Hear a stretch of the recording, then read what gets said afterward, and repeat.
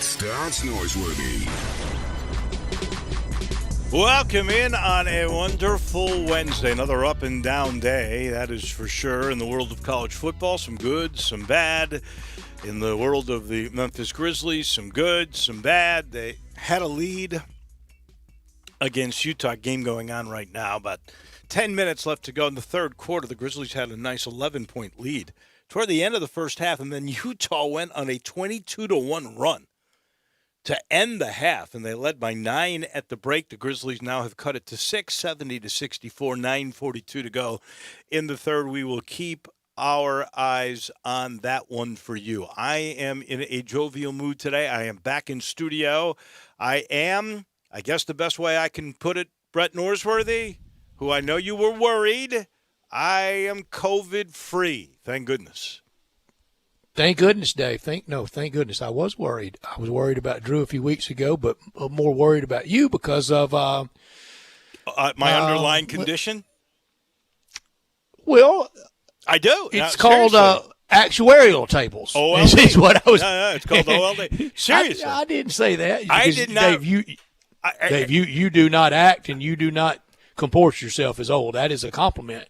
You handle that. yourself very well. And you're a fighter and you're a plugger and you keep on fighting and plugging. But yes, I was concerned about you. But I will say this, Dave. I think we have decided through 2 tests over 6 weeks. You are COVID-free. I'm COVID-free. Well, the first time I did it, and I think I shared this with everybody, we were going to see my in-laws. They were 87 and 85, and I thought that was the respectful thing to do. I had no symptoms, but that is what I wanted to do.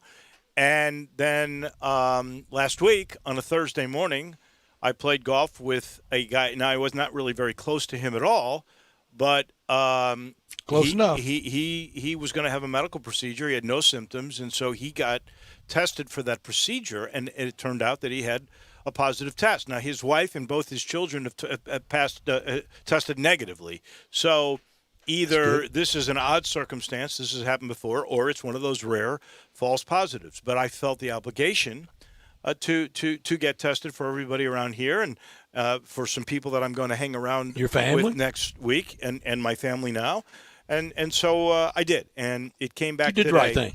As a negative, and I'm thrilled at that. So I was never really worried, but there is an underlying tension. Even if you are convinced, and I have no symptoms, never had symptoms, but you know it's out there. You know we are 20,000 cases a day around the country. You know it could be you, even though you don't think so. So there's a little underlying stress. Sure. And that stress goes away when you get that call that you are negative. And so that feels really, really good. This is the way the world is today. It is. We got good news today. The American Athletic Conference presidents have decided we're going ahead with this season. We're going to play 8 conference games, and we're going to play as many non-conference games up to 4 as you can get. I don't know what Memphis will do. We know that we will have Laird Veach, the athletic director, who put out a letter today about ticket options they're going to come out tomorrow with. But Laird will be with us tomorrow at 3:30. Speaking of the American, we will have the commissioner of the AAC on tomorrow at 5 o'clock. And they put out a letter today about all their fall sports, and we'll get into that with the commissioner tomorrow. The Big Ten said we're playing. We're starting on September the 3rd. We're going to go all the way to November the 21st. We're just playing those conference games, but we think we've built in enough flexibility that if something goes wrong, we have till November the 21st. And then November 21st is, if you're wondering about that date and why that date, has nothing to do with championship games, actually. It has to do with the way the Big Ten is working, and most schools are now. They are trying to start early and end right before Thanksgiving so that you go away, you don't come back, you take all your tests before Thanksgiving, and then basically you're off from Thanksgiving to February. And so that goes along with what they are trying to accomplish in that regard. The one real negative today, UConn, which of course is no longer a part of the American Athletic Conference, they decided they will not play football this year. Now, if you don't mind, I'm going to tip my cap to our friend who is the head honcho, the big cheese of the AutoZone Liberty Bowl, I think he said about a year and a half ago. I don't mind at all. I love Steve. He said a year and a half ago, and it might have been at a media day. I think it was at the American Athletic Conference media day when the word was coming around that this was it for UConn. They were going to go to the Big East.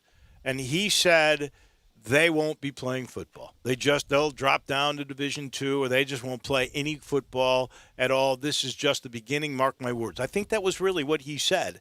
And as it turns out, they're not going to play this year, and I wouldn't be shocked, honestly, if they decided that they would not come back as a Division I football playing school. We'll see. I join you. That is just speculation, but that is the way it's going to be. Speaking of the AutoZone Liberty Bowl, I was sitting next to you in the press box well before the pandemic ever hit, and we watched last this football game I've been to. Is that right? I think it was mine too. Now that you say that. No, did I? I went to the Cotton Bowl after that, didn't I? A few days before that. Before that, Cotton Bowl was before AutoZone Liberty Bowl. There you go. I knew you'd straighten me out. We sat in the press box and watched this great game, and it was voted one of the top 25 college football games of the year. It was replayed last night on ESPNU. Malcolm Perry still has about 5 incredible runs in that game. He's still the MVP, and they win 20-17 on a field goal that was made by a guy who missed one that could have put it away about 4 minutes earlier.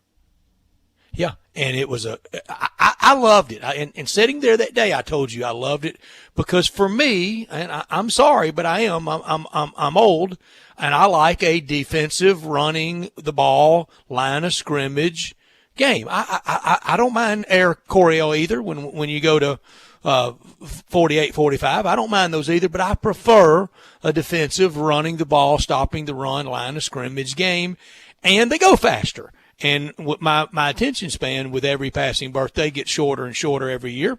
And I like for a game to move lickety split, and that game did. And I enjoyed that day, and I enjoyed watching I won't say all, but I watched most of the replay last night and enjoyed the mighty U.S. Naval Academy here in Memphis. And the outcome of the game, and like the nice people at Kansas State, Laird Veach being one of those people that's from Kansas State, and look forward to visiting with him tomorrow, and with the commission tomorrow as well. Dave, can I go back to your side of the apprehension about the test and the outcome? I know where you're coming from, and it's easy. It is easy for me from the nickel seats that hadn't had a sniffle. Just never felt the need to go be tested. I felt fine during this. I do have a underlying condition that has made me be extra careful during all this, as you and many know I have been. But I still want to live, but also want to do it under some guidance and under the strict protocol. I'm, of course, going to follow the law, and the law right now is out in public a mask, and I'm going to follow the law. I'm going to try to as best I can, and that's pretty easy to do. You could also look at it like this, Dave, and it's the law of large numbers. You haven't gotten it, and if you did, and I'm going to bring this up with Dr. Threlkel, if you did get it in Shelby County, 0.014% of it killing you, writ large. If you tested positive, my age group would be higher percentage than that, but it wouldn't be one that I personally could not overcome. No, and if you tested positively for it, it is a very small percentage. Now in the state of Tennessee, less than 1%. But I do understand the apprehension, and it's part of. And I'm going to ask Dr. Threlkel this: without a vaccine that is proven to be effective and widely administered, how does this end? How do we go forward? Because every year the flu kills 40 to 80,000 people in the United States. Well, let's just go with the low number of 40. That means over the last 10 years it has killed a big number of 400,000 people. We march right on with our lives with the flu every year. We do. There are now 163 vaccines. I'll get to those numbers a little bit later, but the Lilly company, I believe, is now also in an advanced stage of testing, and there are 3, 4, 5 of these companies that are in really deep, advanced stages of testing that I would be shocked. And you listen to Fauci and you listen to Dr. Birx, they are all under the impression that by the end of this year, or certainly no later than early next year, there will be some form of treatment that that we will have. Mm-hmm. Sounds very positive. It does. And so without that, I'm not sure. To answer your question, we'll let Dr. Threlkeld answer it, but I'm not sure that we would return to some normalcy. So we are going to bring in Dr. George Flynn. Okay. Right now. I guess so. So, hey, Dr. Flynn. Dr. Flynn, I think we got to wait. Welcome aboard. You're calling for Dr. Flynn? Yes, we are. I'm sorry. We will. We'll put you on hold. I think we jumped the gun a little bit on that. We were told he was ready to go. Yeah, we are going to. Let me go over the lineup for today as we wait for Dr. Flynn to come on. As always on Wednesdays at 3:30, we will head to Tampa. TJ Reeves will chat with us about the NFL and, of course, golf. We've got the PGA coming up. Speaking of which, at 4 o'clock, John Goen. I believe at one point John Goen was the leader of this pick contest. Was he not? Don't brag, Dave. Don't brag. I'm just it ain't over yet. Just saying, a $2 million lead. I mean, whew. John Goen will join us. Go away quickly. We'll talk PGA. John will. He did have a big lead. We'll talk the WGC Memphis, and we'll make our picks. And I will go last, and I believe, Brett, you will go first. And we'll see if you live up that to means I'm in your, last your day. deal. Rick Horrow at 4:30. Go ahead. It's like the good book says, the last shall go first. The last shall go first. Rick Horrow, our professor of business from Harvard and the NBC family of stations. Rick Horrow will join us at 4:30 to St. Louis. We'll go, and the Cardinals are set to play the Cubs on Friday. I should remind everybody that's the 9-2 best in the National League.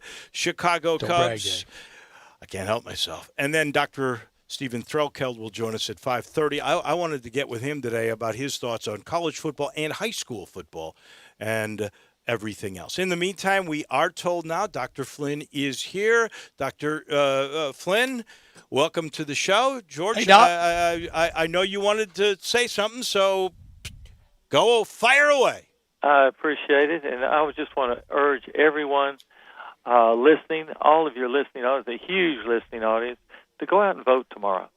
Now, make sure you have your voice heard. Tomorrow is Election Day, and if you didn't get to early vote, go ahead and have your voice heard, because a lot of people like to vote on Election Day, and that's fine.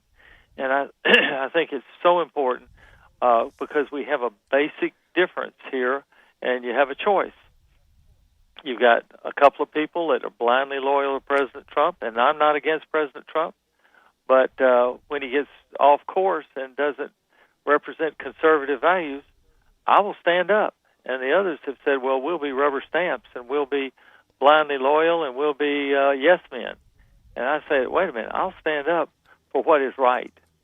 And we all know, General Norman Schwarzkopf, one of my favorite generals, and he had one of the best quotes. He said, we all know the right thing to do. The hard part is doing it. And we all know the right thing to do. And we know nobody's perfect, not even the Congress, not even the Senate, not even the President of the United States. And when he's not operating with conservative values, I'll go in and say, Mr. President, it's time to get back to what you had put out for yourself as far as an agenda. Everybody loved your agenda. We like having the United States become independent of China. We like all of these things going on, but we've gotten mired down in the swamp. It's time to get out of it. Time to come out of it and just fight our way to independence again. China manufactures most of our antibiotics, like 95% of them. They manufacture our over-the-counter medications. And so we've just got to stop this and stop. We need to manufacture our life-saving medications here in the United States of America. and we need to change our treaties. I've developed all of these solutions rather than sound bites. You know, people are out there with sound bites and they're out there with slick slogans, and I put a book together, Real Solutions, and you can get a free copy at FlynnForSenate.com. You can spell it F-L-I-N-N or F-L-Y-N-N, FlynnForSenate.com, and you can download a free copy of the book to see how we go from problem to solution. And it is a methodical, it is it'll work. And that's why I'm running, because I've got these ideas that will work. They're conservative-based ideas, and that means less government, not more regulation, less regulation, and getting us back to normal, where we can have our normal lives, where the jobs can be open, the restaurants, all of the businesses can be back open, and we can have full sports, and we don't have to worry about, we can go to the games. All we've got to do right now, we're buying time with masks, with social distancing, with hand washing. We're buying time until we can get a vaccine developed. Once we get it developed, we're ready to go. Dr. Flynn? Yes, sir. We will get back into normal life. I took your advice, and I voted early last Saturday. And so, and that was a really easy chore. There were not that many people there. Tomorrow will be, I think, pretty crowded. What kind of turnout do you think we will have? Do you think people are worried about the pandemic, or do you think they'll wear masks, social distance, and get out and vote? I think the people, absolutely they'll wear masks. Absolutely they'll get out and vote, because so much is riding on this. This is going to determine what happens in Tennessee. This is going to, Tennessee, West Tennessee, Middle, and East Tennessee all have different needs. And as running for U.S. Senate, there are two senators, only two senators for Tennessee. And I want to make sure that West Tennessee, Middle, East Tennessee gets their fair share of everything. In my view, West Tennessee's been getting the short stick of a lot of things. And I think Middle and East Tennessee and West Tennessee need to share fairly and make sure our voice is heard in Washington, rather than someone just coming in and trying to, do a blitz right before election. I think we need to stay in touch, stay connected to people that represent, so that Tennessee voice is heard in Washington, rather than Washington telling us what they're going to do to us. We're the volunteer state. We're the party, Republicans are a party of personal responsibility. We're going to wear the mask. We're going to do these things. It takes leaders to show that, and I've seen some of the competition out having events with no mask. And basically what they're saying to voters is saying, I want to win this so much that I'll do it over your dead body. And so I don't believe in that. I believe in, life begins at conception. It goes all the way to natural death. Let's protect the people that have built our country, the people that have built our political system. Let's protect them, not give them COVID, because we know that. We know that it affects them far worse than younger people. But just today in Jackson, Tennessee, a 6-year-old passed away from COVID. So it's not like it's not deadly for younger people, but it can be, but it is far more serious in the older population. So those are the people that have built our country, and we've got to protect them. We were just talking about the vaccine. What is your sense of when we will have one, or if we will have one? I think we'll have one in 3 or 4 months. They're starting testing of a vaccine right now, and I've got my hats off to the vaccine companies. They're manufacturing the vaccine now, at present, while they're testing. So if it works, great, it's ready to get out into the public. Now, if it doesn't work in the testing, they throw it all away. So they're taking a huge risk and a huge gamble to get the vaccine out 3 to 4 months earlier than it would be normally. So my hats off to President Trump on warp speed on getting the vaccine out and getting this done. I'm sure I talk to Dr. Throkel all the time, and the medications, the hydrochloroquine, it doesn't work. The convalescent plasma works. The remdesivir works. So many things work. In the dexamethasone, it works. But he will bring you far up to date on this because that's his specialty. And I believe people with that specialty should be the people speaking about it, not competition of mine that telling us what, if it's not in their specialty, let's not overstep our bounds, as we say. But I worked with Tony Fauci at National Institutes of Health. The man is straight academic. He understands medicine. He has treated patients. I used to treat patients with him. I know how committed he is to research and doing it properly and getting the word out. Nobody's trying to hold our economy down. We all want to get it better. So anything doctors can do to get our economy going faster, it's better. And everybody in the healthcare field is trying to get it going better and faster. So there's a huge impetus to get things going, especially sports. We got to get it going. Yes, sir. We do. Dr. Flynn, you run hard through the tape tomorrow night until that last vote is counted, and you stay safe. And we applaud you being a fighter. Well, we've never backed down from a fight, and we never will. So it's time to take these solutions to Washington and say, hey, we'll fight you. You don't believe they'll work? Just try me. Watch this, and we'll show them how Tennessee values can. They're going to say other states are going to say, well, Tennessee did it. Maybe we should follow their lead because we're leaders. We're not followers. We are leaders, and I want to see us lead this whole thing and lead us back into normal lifestyle. He is Dr. George Flynn. He is running for U.S. Senate. Tomorrow is Election Day. We've had absentee ballots already done. We've had early voting done. I hope it's a great turnout tomorrow, and I'm going to let you, Dr. Flynn, have one last shot at whatever you'd like to say, whether it's economy, whether it's pandemic, or whether it's your message to get out and vote. Have at it. Well, I really hope everyone will get out and vote. We've gotten great responses from early voting. People have been calling, say, I voted for you, I put one in the box for you, I did it. And so I'm very pleased with that. Please get out and vote. Have your voice heard. I hope you'll vote for me, but whatever you do, go out and have your voice heard. I am conservative. I believe in standing up for conservative values. I'm the only one in the race that is for President Trump, but I will stand up to him, and I have not pledged to be a yes man or a rubber stamp. I don't believe anyone wants those people in their lives, yes men and rubber stamps, because what do they add to the conversation other than shaking their heads and clapping, and that's it.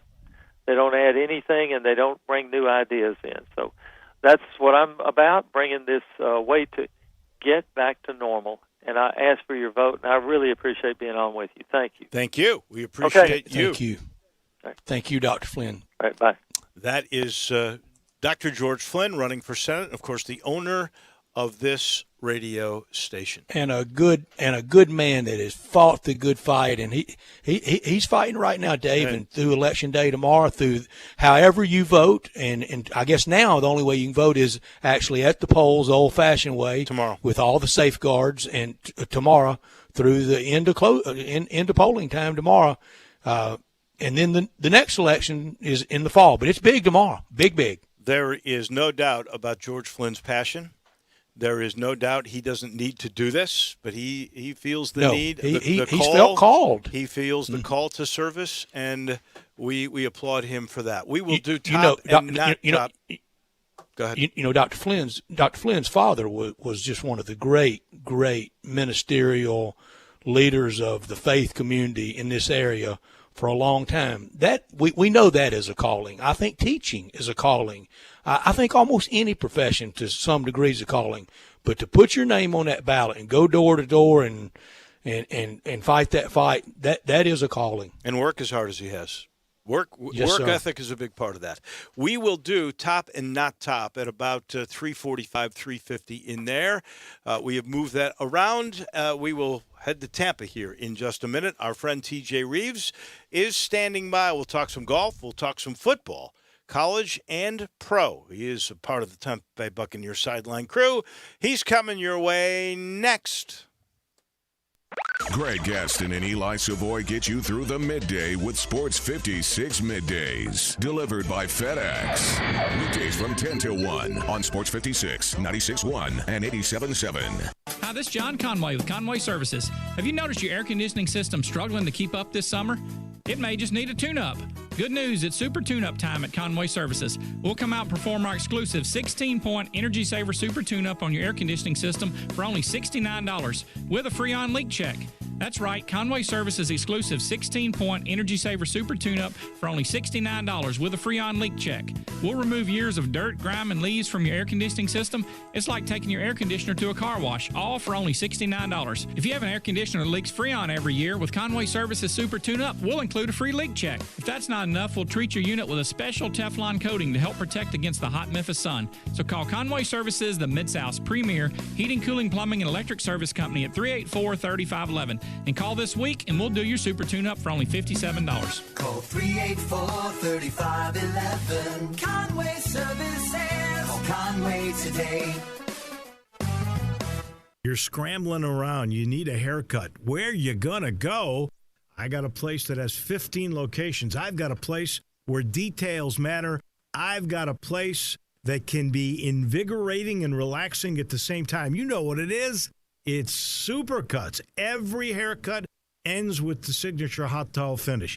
Every haircut matters. When you're getting ready, you go into Supercuts. The stylist will pay attention to every detail. So you get the haircut you want, and, of course, you're going to finish with that signature hot towel. You walk out clean, sharp, and not just ready, but super ready. And you might want to ask that hairstylist about what the tea tree experience is. One part invigorating, one part relaxing. The tea tree experience is something you need to try. 15 locations. I mentioned that, didn't I? All you've got to do is go to supercuts.com. You'll find the one nearest to you. Get super ready at Supercuts.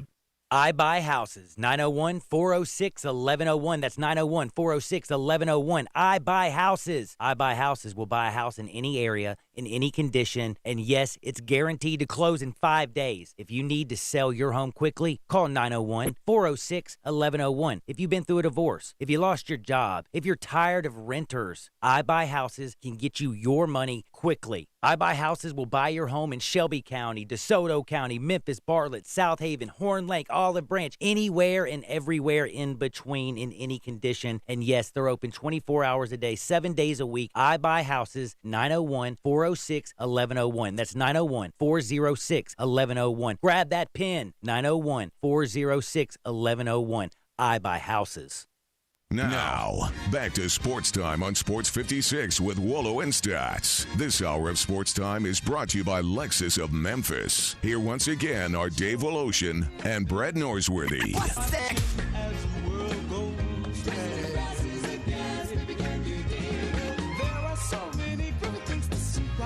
Welcome in as we cruise through our first hour here. Jazz and the Grizzlies in a good one. 27 seconds left to go. This one's been back and forth. Grizz led early. 22-1 run by the Jazz to end the first half. Had them up by 9. Grizz came marching back. 89-88 with a few seconds left in the third. This one will go down to the wire. And, of course, the Grizzlies, and we'll talk about this a little bit later, playing very shorthanded now with 3 pieces that were going to be critical to them down in the bubble, all gone. The latest, Jaren Jackson Jr., the first one, Tyus Jones, and then the word about Justice Winslow. And, you know, now you start to worry between Jaren Jackson and Justice Winslow. Man, those guys are injury-plagued. And, you know, I continue to wonder, and this may be part of our discussion even with TJ Reeves as we get set to go down to Tampa. It sure seems to me that in the NBA in particular, but I think other sports as well, and we touched on this a little bit yesterday, Brett, there are more injuries now. Some people think that in basketball in particular, those injuries come because we play so much more above the rim, that we are in the air so much more with room to fall and to land on people, and maybe the muscles have gotten too big for the tissue and the ligaments that attach everything. I really don't know what the answer is, but it sure seems to me we have more injuries in modern day sports, and in particular hoops, than we ever had before. It feels that way, but we'll just have to go on now without JJ, Jaren Jackson Jr., Triple J, and it's the same knee that was tweaked, injured earlier in the year, and there's just so much tread on them. Now, the meniscus is the lighter. It's better than any of the CLs. Well, if you have a meniscus tear, that is not a major surgical repair. That is a scope that goes in. It's not invasive at all. And, depending on how much meniscus is removed, usually you're talking about 2 to 6 weeks max on a meniscus arthroscopic surgery, if that is indeed the procedure they're using. So he's out for now with this bubble, but he'll be 100% without any issue in a very short period of time. TJ Reeves joins us now in Tampa. Do you believe my supposition that we have TJ. more injuries in modern sports now than we used to? Absolutely. It's always good to be with you. I know nothing about playing above the rim. I know you two guys play above the rim frequently, but I know nothing about that. I was just thinking, though, when you were talking about that, look at the epidemic, and that is the right word, and even in the current climate that we're in with COVID-19, the epidemic, metaphorically, of Tommy John surgeries in baseball for the last 5 to 10 years, which they don't have any rhyme or reason or explanation. It's not any one thing that you can attribute that to. In other words, it's not pitchers fooling around with the same type or two types of pitches that tear their arm up. And we're talking about even at the youth level, the youth and the high school level, the epidemic that's there of Tommy John injuries tells you that it's just, whether it's the food that we're eating, it's the more emphasis on weight training, and maybe that screws your body up in some ways, and the tissue. I don't know. I'm not enough of an orthopedist to know that those would be the answers, but clearly there are much more. And we say the same thing about the NFL, where the first couple of weeks of the regular season, it becomes just a mash unit of who got hurt. It does. Soft tissue. Some of that can be attributed to lack of hitting, maybe in training camp and physical contact in preseason. But, man, by the second or the third week of the NFL, it's who do we have at backup and maybe backup to the backup guys. TJ, it's so true, and I know this is going to sound like an old man comment when coming up, and it was stupid, but when water was a reward, and it was a slim reward a lot of times, you know what, even in those days, because it's always hot in August. There's nothing at all new about it being hot in August at football training camps or two-a-days or preseason. We never had a heat stroke, youngster, not one. We never had a spinal cord injury, not one. I can remember of about 1 or 2 or 3 in the 70s. Then, of course, more as the 80s came on. In the 70s, I remember Ray Jamison, that played at then Memphis State, got hurt in a preseason game for the Oakland Raiders. Of course, I remember Derek Stingley. Of course, I remember Bill Crombie at the University of Memphis, and I remember Kent Waldrop at TCU, and that was because of the turf at Legion Field. It was like a parking lot, and Coach Bryant took up his cause the rest of Kent Waldrop's natural days to help him. But on the high school level, I don't ever remember a spinal cord or a heat stroke. Now, knees and shoulders, of course, and some broken fingers and hands and ribs and arms and things, but no heat stroke and no spinal injuries. Well, and again, we leave it to the experts to come up with this, but supplements that you take, different substances that you take can mess with your body and mess with all of this too, and that's all a factor in these things. So, yes, we've gone down the road of trying to explain that. I thought this too because I've spent some time today doing a bunch of work for the Three Dog Thursday podcast that's out tomorrow, and we were talking a lot about the Memphis Grizzlies. And at this point, I would have to speculate educated speculation that everybody in Memphis pretty well hates the NBA's idea of let's come back and finish the regular season and do the bubble, because it looks like Memphis may not even end up being the number 9 seed at this point. With the way the injuries have hit and the losing has gone on. If they don't win today, that's 4 straight losses, and they have 4 games left to try to hang on. If you have the play-in opportunity, it'd be 4 in the bubble and the 1 to end back in March. Well, they have basically a game and a half because of the Portland win last night over Houston, and Carmelo Anthony was really good in that game. Offensively and defensively, the guy that we all thought was washed up has found a new home in Portland, and then there's San Antonio, and we thought they would be the one that might be going over without Aldridge playing, but Pop has worked his magic, and they're only 2 games behind, and that would be less if the Grizzlies. So the Grizzlies would be a game and a half ahead of San Antonio and only a game ahead of Portland.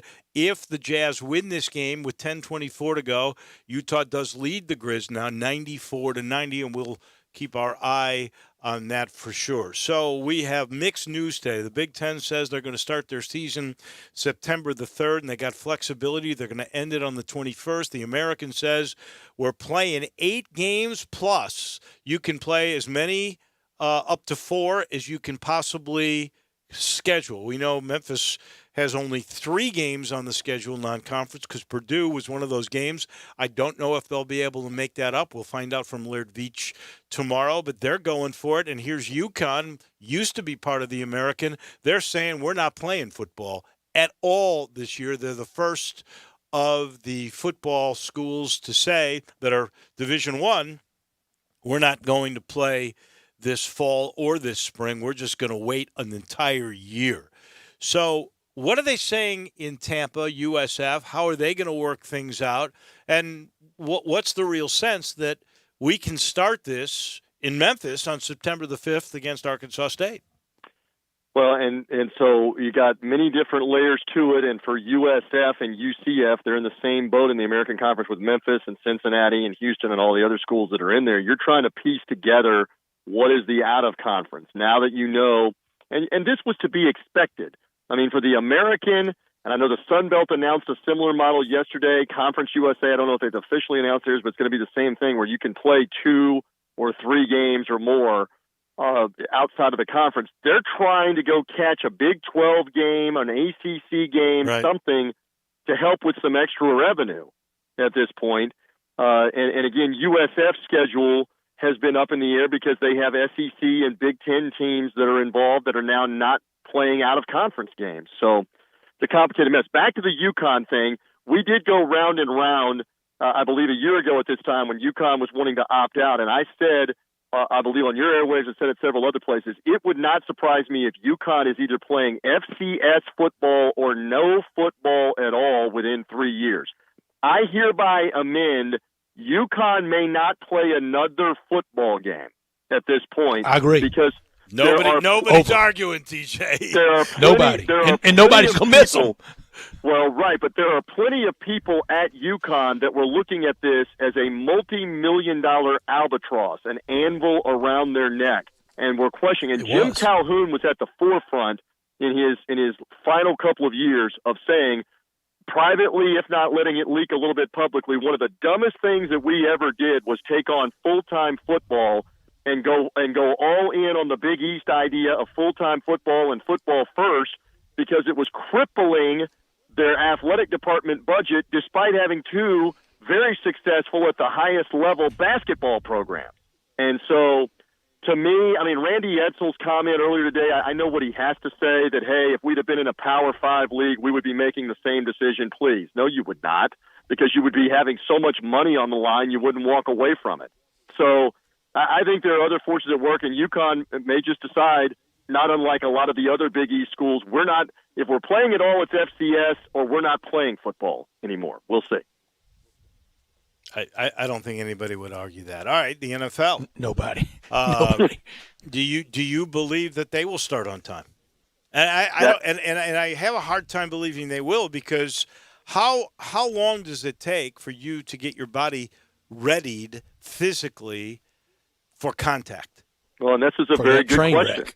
Especially without the preseason games that they're now not going to play. Right. So right now, teams are not holding full-scale practice. They're in a phase that is the beginning phase of get back together, meet, be out on a practice field in a T-shirt and shorts without a helmet on. So the video that you've seen of Tom Brady that's everywhere for the last couple of days, throwing the ball to Gronkowski and Mike Evans, and now even LaShawn McCoy has been signed by the Bucs as well. It's all in a T-shirt and shorts.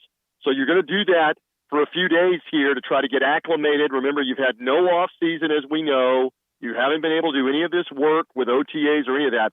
They'll start then the training camp process, and that again is limited on how many padded practices you can have and what you can work on before, as you're alluding to, you're about to go through 60 minutes of bruising, grueling, tackling, blocking, hitting. So this is a real unknown right now. We talked about injuries at the top of the conversation. This is a real unknown about physically how you get ready, but everybody is still pointing to the second weekend in September that this will start.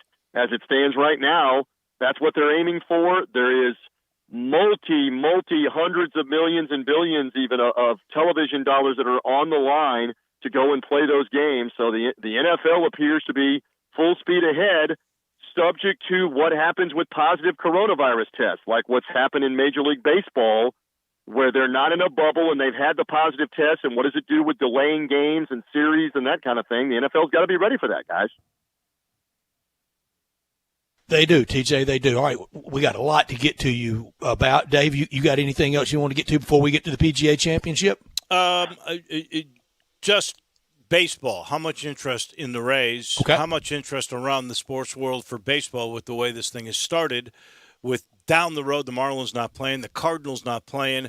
I know in Chicago they're going crazy because they got two teams that are winning. What's it like in Tampa? We're headed to an all-Chicago World Series. Could be. Well, it was going to be a Rays-Braves World Series there for a couple of days with the start that the Rays got off to at 4-1, and then unfortunately they've given it back, including being the most benevolent team in baseball, giving the Baltimore Orioles the satisfaction of their first three-game sweep in 2 seasons, going back to 2018 is the last time the Orioles JV team swept anybody. So the Rays did beat the Red Sox last night. There is interest here. There have been massive, relatively speaking, massive television ratings. This is a very popular team, and there's a lot of expectation. And it's not going to take much. Again, it's worth bearing in mind, 8 teams per league are going to make the postseason right now. So you're just vying to either be second in your division or be one of the other Top 2 8 best teams in the American League, and you can get into the postseason. So that's what you're jockeying for. Yeah.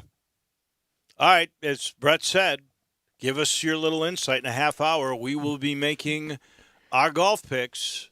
All right, TJ, it used to be Glory's last shot. This year, it's Glory's first shot. I wish Nance would say that one time all weekend. Glory already had a shot last week when somebody picked both tournament winners. Well, how about Dave? Don't injure your shoulder, please. Yeah. I'd hate for you to throw a shoulder out. You mean breaking up my arm, patting myself on the back? Is that what you're saying? He's touting. You might have to have some more of that stem cell treatment there, Willow. The thing is that this is Glory's last shot, Glory's first shot. We're just glad Glory has a shot, whatever you want to call it, with a major championship. It's going to be different because for a lot of reasons. Number one, no fans.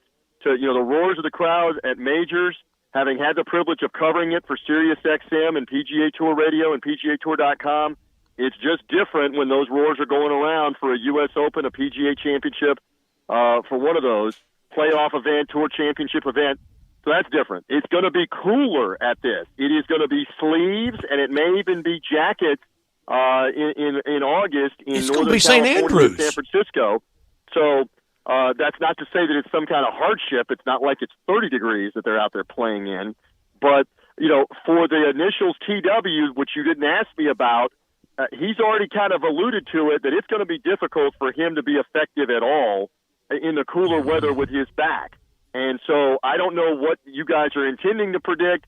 I don't expect a lot from him, and it would not surprise me in light of what we've seen if he misses the cut at this one because of it's a major championship with thick rough. I know he's been there practicing, but cooler weather.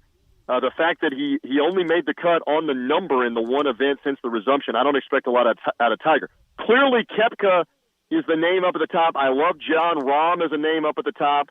And maybe somebody like Adam Scott might think it, who's won some in California. Scott is a long shot, like 55-1. I was just looking at that for Three Dog Thursday purposes on the podcast. I don't think he's played enough. We'll see. But, I mean, it could be, Justin Thomas is going to be a very sexy pick. He'll probably go quickly in you guys' picks after what he did in Memphis last weekend. And, yes, there's some merit to having won the week before, but we'll see. All right, TJ Reeves.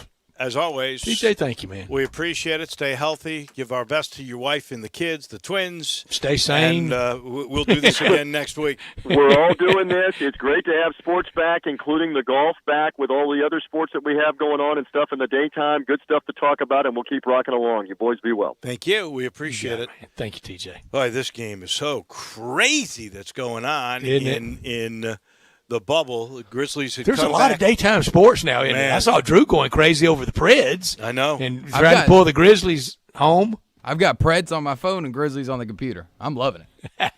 That sounds like a country song. Grizzlies had come back to tie this thing at 102. Now they are down 5. A 5-0 run by the Jazz, 107-102, 5:42 to go. You know how this ends, don't you? You know how this game ends against Utah. Probably not in a good way for the Grizz. One would suspect. Mike Conley at the buzzer from the top of the key. That would be just criminal if that was the case. We do have to take a timeout. When we come back, top and not top story of the day. That is next. Broadcasting from the Family Leisure Studio, we are Sports 56, 96.1, and 87.7.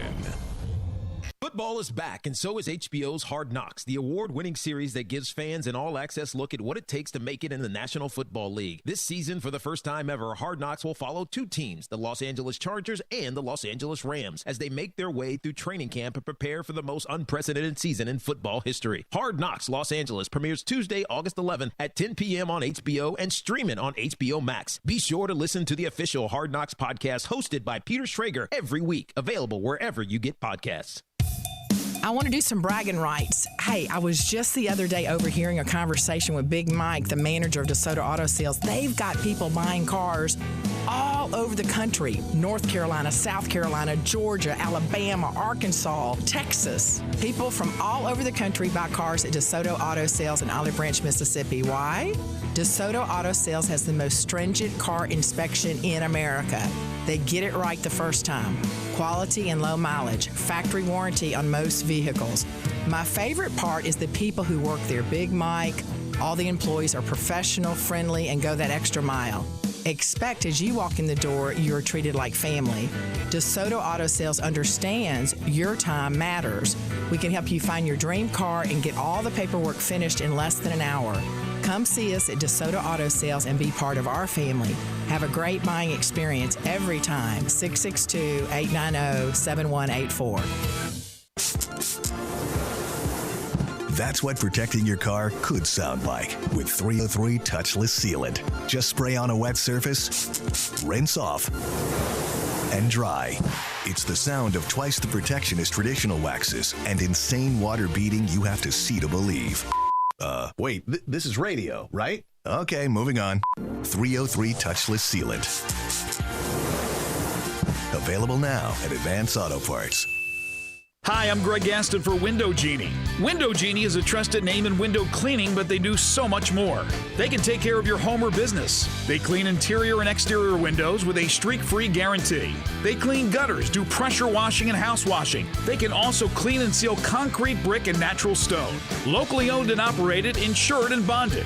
Get your free estimate today and ask for the Sports 56 discount. Call 901-424-4100 and leave the dirty work to Window Genie. Now, back to Sports Time on Sports 56 with Wolo and Stats. This hour of Sports Time is brought to you by Lexus of Memphis. Here once again are Dave Woloshin and Brad Norsworthy. We like to party. This hour, our show brought to you every day by Lexus of Memphis, 2600 Ridgeway, and online at lexusofmemphis.com. Give them a call at 901-362-8833. Lexus of Memphis offering the Golden Opportunity August sales event. Great offers on all 2020 models, 2021's on the way, always special lease options. Drive in luxury and confidence knowing that every new Lexus comes with complimentary first and second maintenance services. Stop by at Lexus of Memphis at 2600 Ridgeway and put yourself in the driver's seat of an all-new 2020 flagship LS500, and you'll be looking and driving in some style. When you purchase a Lexus, you get top-of-the-line engineering and design, and that makes for the luxury driving experience. 901-362-8833. Tell them we said hey. Online at LexusOfMemphis.com, the only Lexus dealership in Memphis. Experience amazing at Lexus of Memphis. Top story of the day. So here are the COVID numbers for the day. We had 197 new cases, which is actually down a little bit, but 7 new deaths.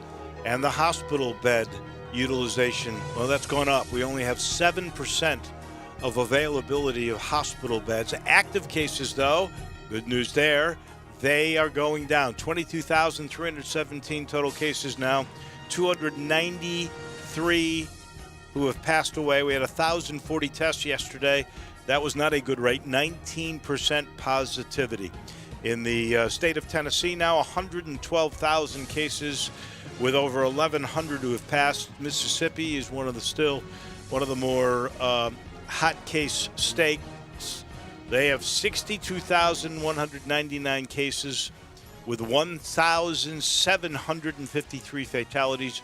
Arkansas steady, 45,381 with 494. In the U.S., close to 5 million cases now and 161,000 fatalities, 2.5 million have recovered worldwide, 18.8 million, over 700,000 deaths, 707, with 11.8 million recoveries, and we've added another vaccine.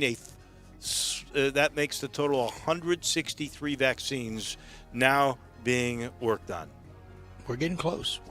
Dr. Flynn's very optimistic about it, and we're getting close, Dave. I hope so. My time? Yes. I'm sorry. My top story, the bubble and the iron has been unkind to the Grizzlies. The Grizzlies hadn't shot the ball very well. They hadn't shot the ball very well from the field, 2s or 3s. From the free throw line, at times has been shaky. The defense has been poor. Teamwork has been poor. The coaching has been suspect, and the luck's been rotten. It hadn't been a lot of good news out of Orlando. The best news, nobody's tested positive. That really is the best news for the Grizzlies. Because there's not other. And it started last Friday, and I said it. It's going to feel real good or real bad. And I think it largely led to a lot of this. And now the injuries and the youth has really been highlighted. And now we wait. And we hope when the season ends, we don't have any fireworks from Para on implementing any of those clauses.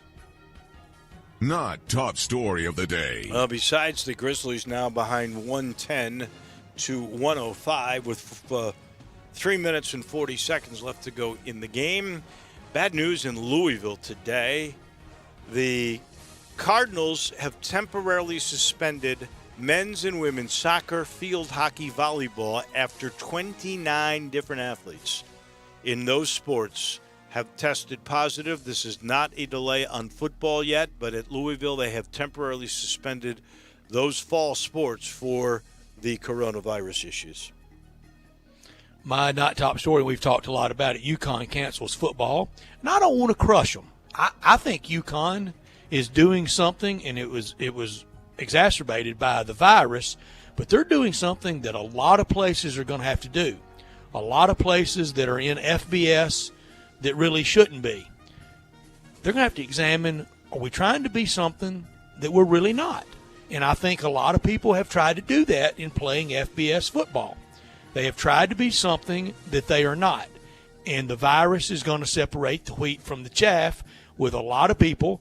UConn, I think, is making a prudent decision, legitimately.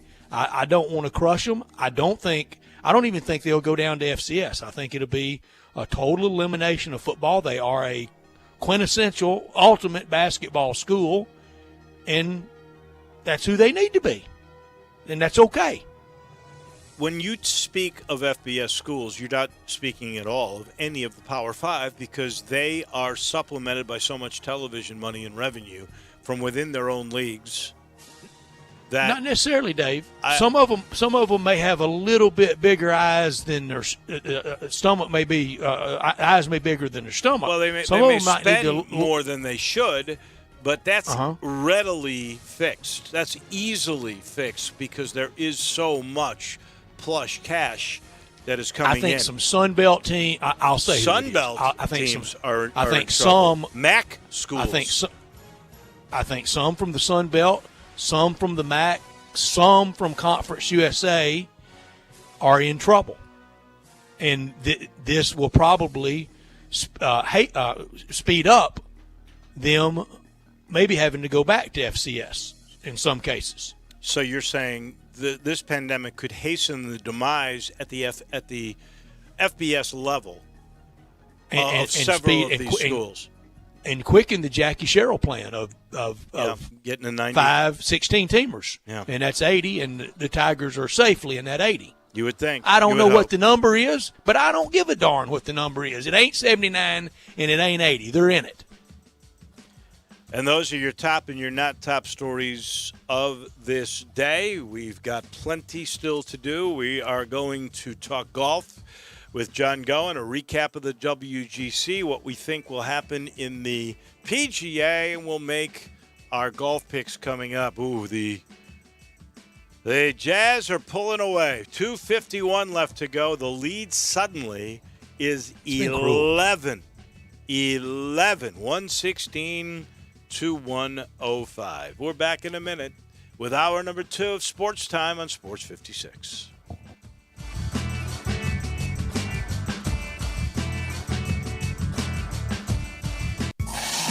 This is the sound of a blizzard treat at DQ. But it also sounds like a weekend bike ride, a post-game celebration, and a sunset on the dock. Wow! Doesn't a blizzard treat sound good? Stop by DQ and grab one today, like new Oreo fudge brownie. Thanks for being the sweetest fans in the world. DQ, happy tastes good. First Bank is here to help you, whether you're a business looking for a loan to expand or refinance an existing one, a homeowner looking for a mortgage or home equity line, a consumer wanting to finance your dream car, or wanting a competitive rate on your CD deposits. Let First Bank try to handle your banking needs. Stop into one of First Bank's 3 local branches today, 6482 Poplar Avenue just east of International Paper, 8398 Highway 64 across from Wolf Chase, and 6280 Highway 64 in Oakland. Or check them out online at firstbankonline.com. Member FDIC, Equal Housing Lender. Hiring is challenging. Just ask Dylan Miskowitz, the COO of Cafe Altura. We needed a director of coffee in order to move our products forward. It felt like we were looking for a needle in a haystack. Dylan started using ZipRecruiter and found his perfect candidate in a few days. We were very impressed with how quickly we had quality candidates apply through ZipRecruiter. See why 4 out of 5 employers who post a job on ZipRecruiter get a quality candidate within the first day. Try ZipRecruiter for free at ZipRecruiter.com/search. That's ZipRecruiter.com/search. At Jason's Deli, you can stuff yourself full of great deli food that's healthy, fresh, and best of all, it's not expensive. Jason's Deli is all about choice. Whether you're looking for a gluten-free menu, vegetarian sandwiches, healthy kids' meals, or if you'd like to invent your sandwich via the build-your-own selections, Jason's Deli has you covered. And they only use fresh, wholesome ingredients. Choose from the club and specialty sandwiches, paninis, wraps, soups, salads, pastas, and much more.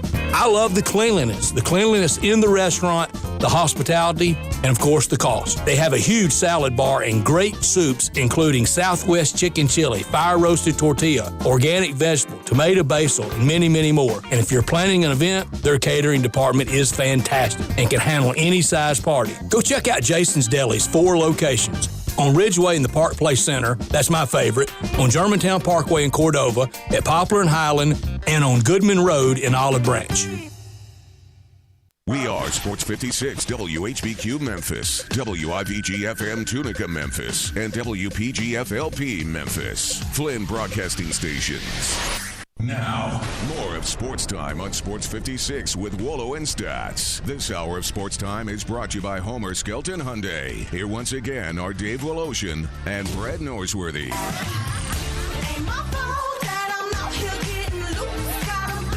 Welcome back in hour number 2 on a day the Grizzlies are playing at this very moment, and they are struggling with Utah. 116-108, under 2 minutes to go down in the bubble in New Orleans. We're going to talk some golf with our good friend John Goen here, a recap of the WGC. We will talk about what we all expect in the PGA, and then we will make our picks on that tournament coming from Harding Park in San Francisco, California. I'm sitting in the Family Leisure Studios, and a reminder, patio furniture as the summer starts to wind down is 20 to 30% off. Play gyms, they were out of them. They're back in stock. You can get a deal on those. You can get pool toys and floats up to 30% off right now. You can beat the heat with an indoor game.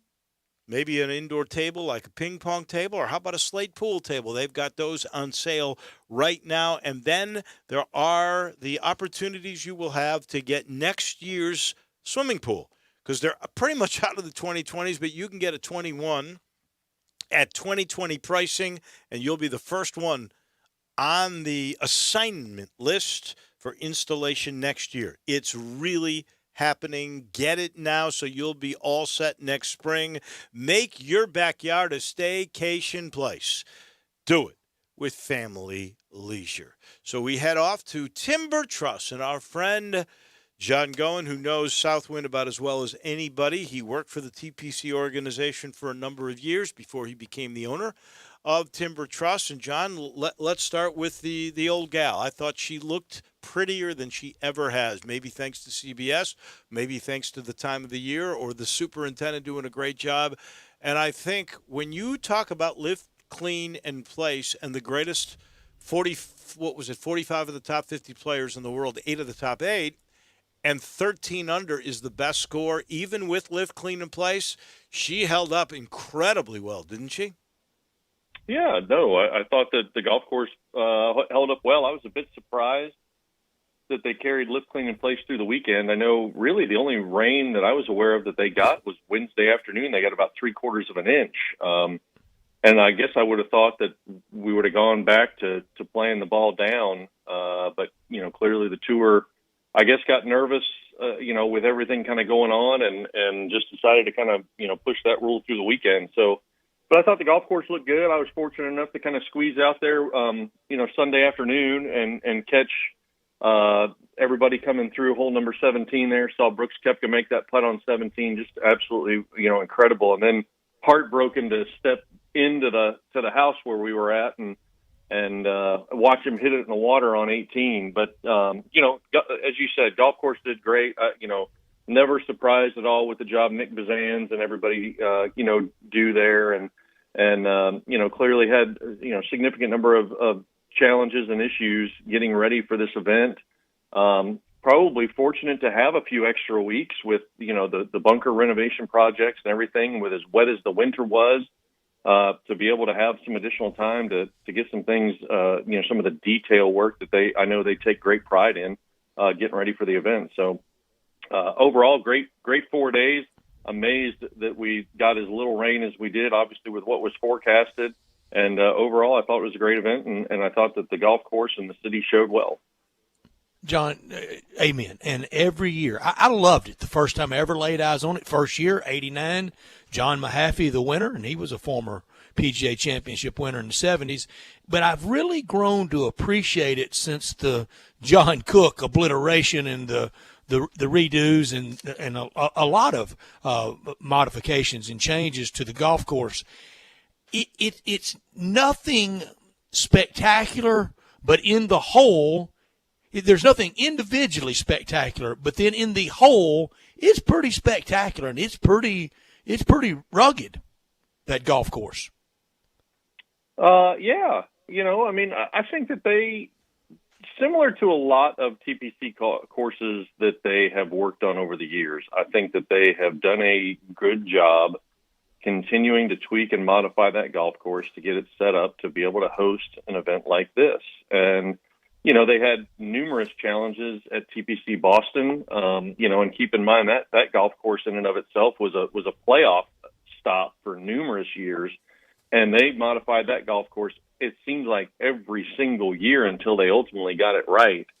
The group of folks at the tour right now in design services and everybody, and everything have just done a very good job selling the vision and the direction in which they are going to take each individual TPC property.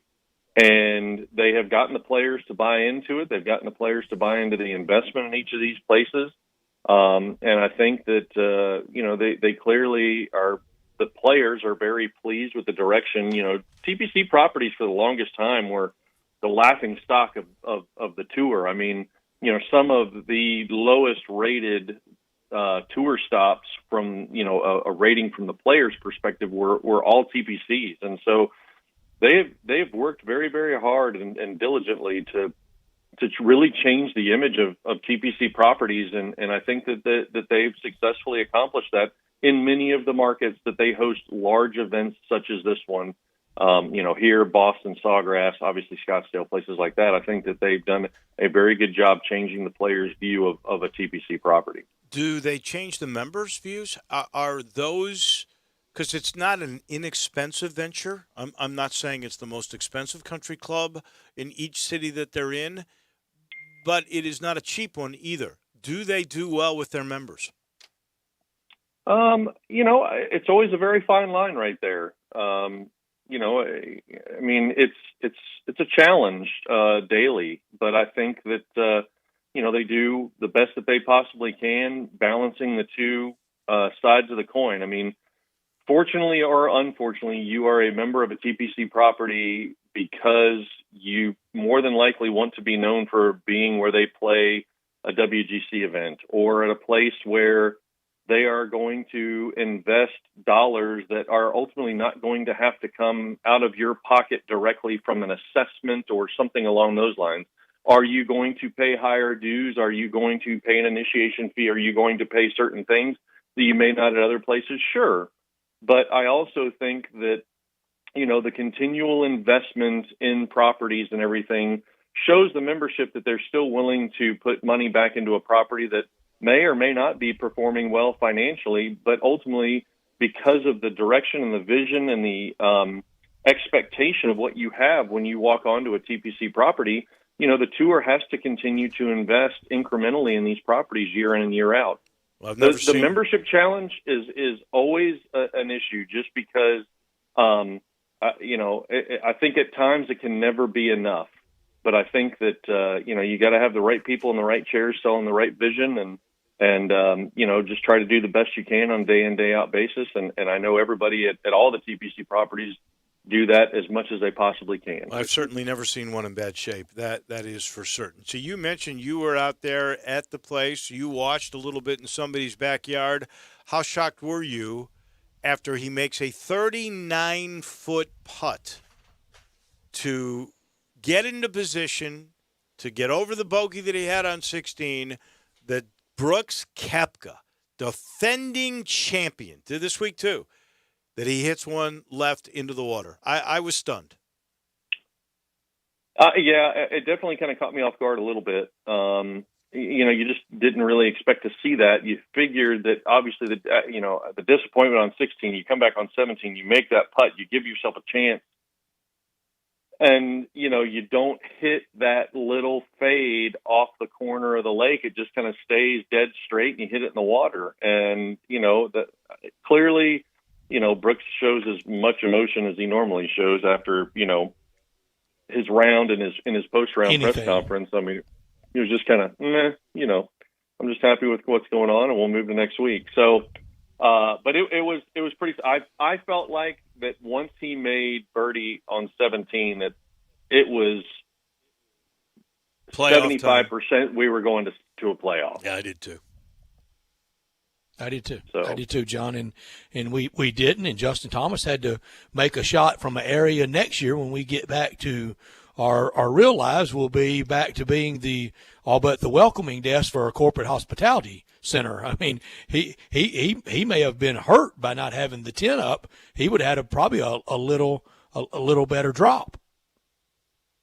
Well, but that shot's probably a lot easier with him being able to lift clean and place it. If he can't touch that golf ball, I'm not saying that the ball sits down. I'm not saying anything, but he has the ability to be able to put his hand on that golf ball and put it in the exact position he wants to try to pull off what is not an easy golf shot. I mean, for everybody who's played at Southwind, that shot is dead down grain, dead downhill, and everything runs away from you. And he hit that shot perfectly. But I am curious as to the reason that he hit the shot as well as he did is because he was able to place the ball on the ground in the exact position that he wanted to and pull off the shot.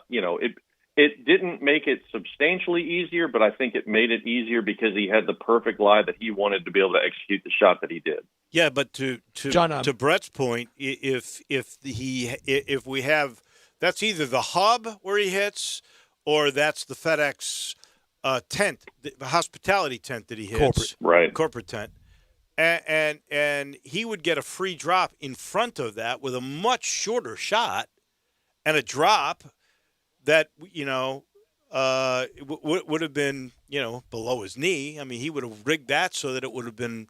I still think it would have been an easier shot than the one that he had to hit. Me too, Dave. Yeah, and it could very well have been. I mean, clearly, as you get into these areas around, the hospitality venues and everything, it definitely tends to, err a bit more on the side of a player benefit. So, yeah, he could very well have had a little bit easier shot. Fortunate kind of, with what happened and clearly, again, executed a very good shot from, a difficult position to be able to, nestle it down there and then make the putt to win the golf tournament. Dave, full disclosure here, I was texting you and Drew at that time. I said the only chance we have is gone with him being able to touch it. If it was setting down, you could see a pull hook into the water from that spot, but setting up, it was no chance. All right, let's go to TPC Harding Park. You were in those meetings. You were on a lot of email when the TPC courses took over Harding Park, a municipal golf course in the heart of San Francisco. How was that? How was that assimilation for TPC and for the people in San Francisco? Well, I was actually fortunate enough, too, to go out there for the 2009 President's Cup and work the merchandise tent. Flew in there. I was actually in San Francisco for 16 days, working that event over the span of those 2+ weeks. Tough duty. It doesn't sound like it. There's a bit of a story there that's much more of an off-air story that I can tell you guys at some point in time. Not terrible, but just the process of what happened as to why I was there for such a prolonged period of time. But, look, the reason for getting into Harding Park from a tour perspective is that there was a substantial amount of commitment long-term from the tour with events being held out there, President's Cups, other events. World Golf Championship obviously got held out at Harding Park one year, and things along those lines. Plus, then the PGA of America, is committing to a PGA Championship. There were Champions Tour events, I think, that were supposed to be out there and stuff as well. And San Francisco is a very challenging market on multiple fronts from an operations standpoint and what you can apply to a golf course and pesticides and everything else. San Francisco is obviously a very challenging market with regard to that. And I think from their best interest, it was we need to get involved in this on a little bit higher level to make sure that we can provide the quality and type of product that we want to provide for the amount of events that we're committing to this venue moving forward in the future. And so, clearly that's, I think, a huge reason as to why they got involved. As they have gotten involved, the golf courses continue to improve. They play a lot of rounds of golf out there. Last I was under the impression or aware of, they were doing 100,000+ rounds of golf on that golf course a year. Wow! So they are absolutely running them through the mill out there. Well, it looks gorgeous. I'll tell you that. Is it a hard golf course? It must be if it's holding a PGA. It's a challenging golf course, and clearly what I saw this morning is very similar to what I saw in October of 2009. We had just spectacular weather leading up to the event, and you had a fog bank roll in late Wednesday afternoon, and we didn't see the sunshine the rest of the time, and it was just cold, drizzle, and miserable. Yeah.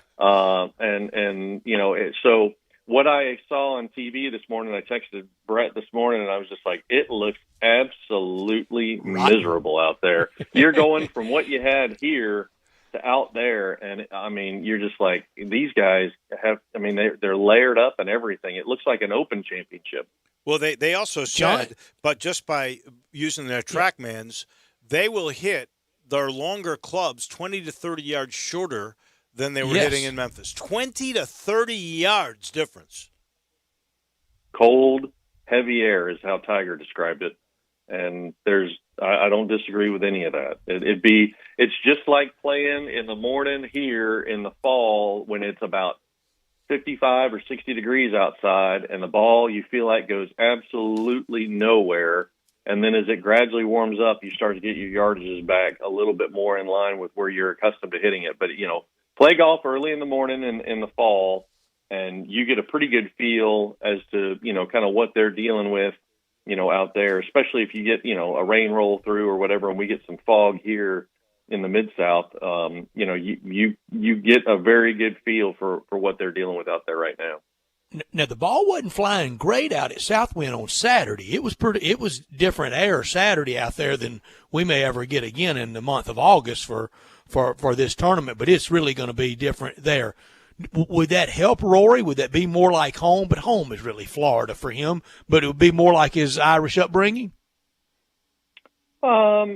Potentially. It's always difficult to say. I mean, you would tend to think that if you're going to lean on that logic that, a European would have a better chance of then potentially winning this event. And historically, well, I mean, I guess Graham McDowell won in 2002 or whatever, the U.S. Open, when it was at Pebble.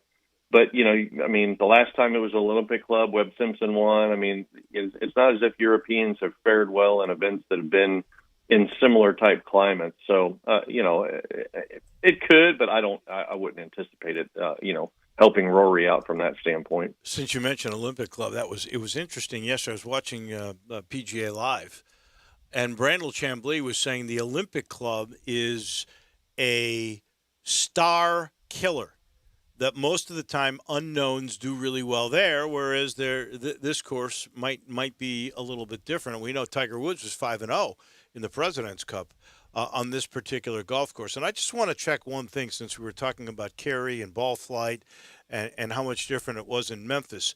On Sunday, the wayward shot that Justin Thomas hit on 15, which ends up winning him, in my opinion, the golf tournament, because it could have been easily a double or triple bogey if he goes flying out of bounds. But instead, he carries with a 3-wood the trees and 320 yards, hits a cart path, and ends up 45 yards from the hole. Is it possible to carry a 3-wood 320 yards? How does that happen in this day and age, John? Well, I mean, some of it's club, a lot of it's ball. As much as we talk about equipment, we've talked about it before. I mean, the ball is, I think, really where the challenge lies with regard to where we have gone with equipment over the years. Have they been able to, make drivers that do certain things? Absolutely. But, they've put limitations on that now.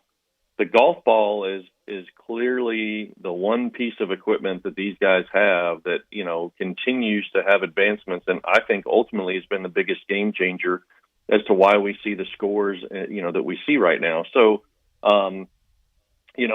clearly at one time, I mean, there was conversation about, do you make 15, drivable? Do you try to make that your drivable hole? Because, there was a lot of conversation over the years at Southwind of trying to find that hole on that golf course to where do we have a drivable par 4 to make things more exciting for television as we kind of come down the stretch. And you just couldn't ever, come to an agreement on what that was. And did you really want to mess up a golf course that, for the most part, the players thoroughly enjoy, don't have any issue with, and really the putting surfaces are the crown jewel of kind of what happens around here nowadays. So, I think it's fortunate for them that they didn't make the changes trying to force a drivable par 4 onto that golf course.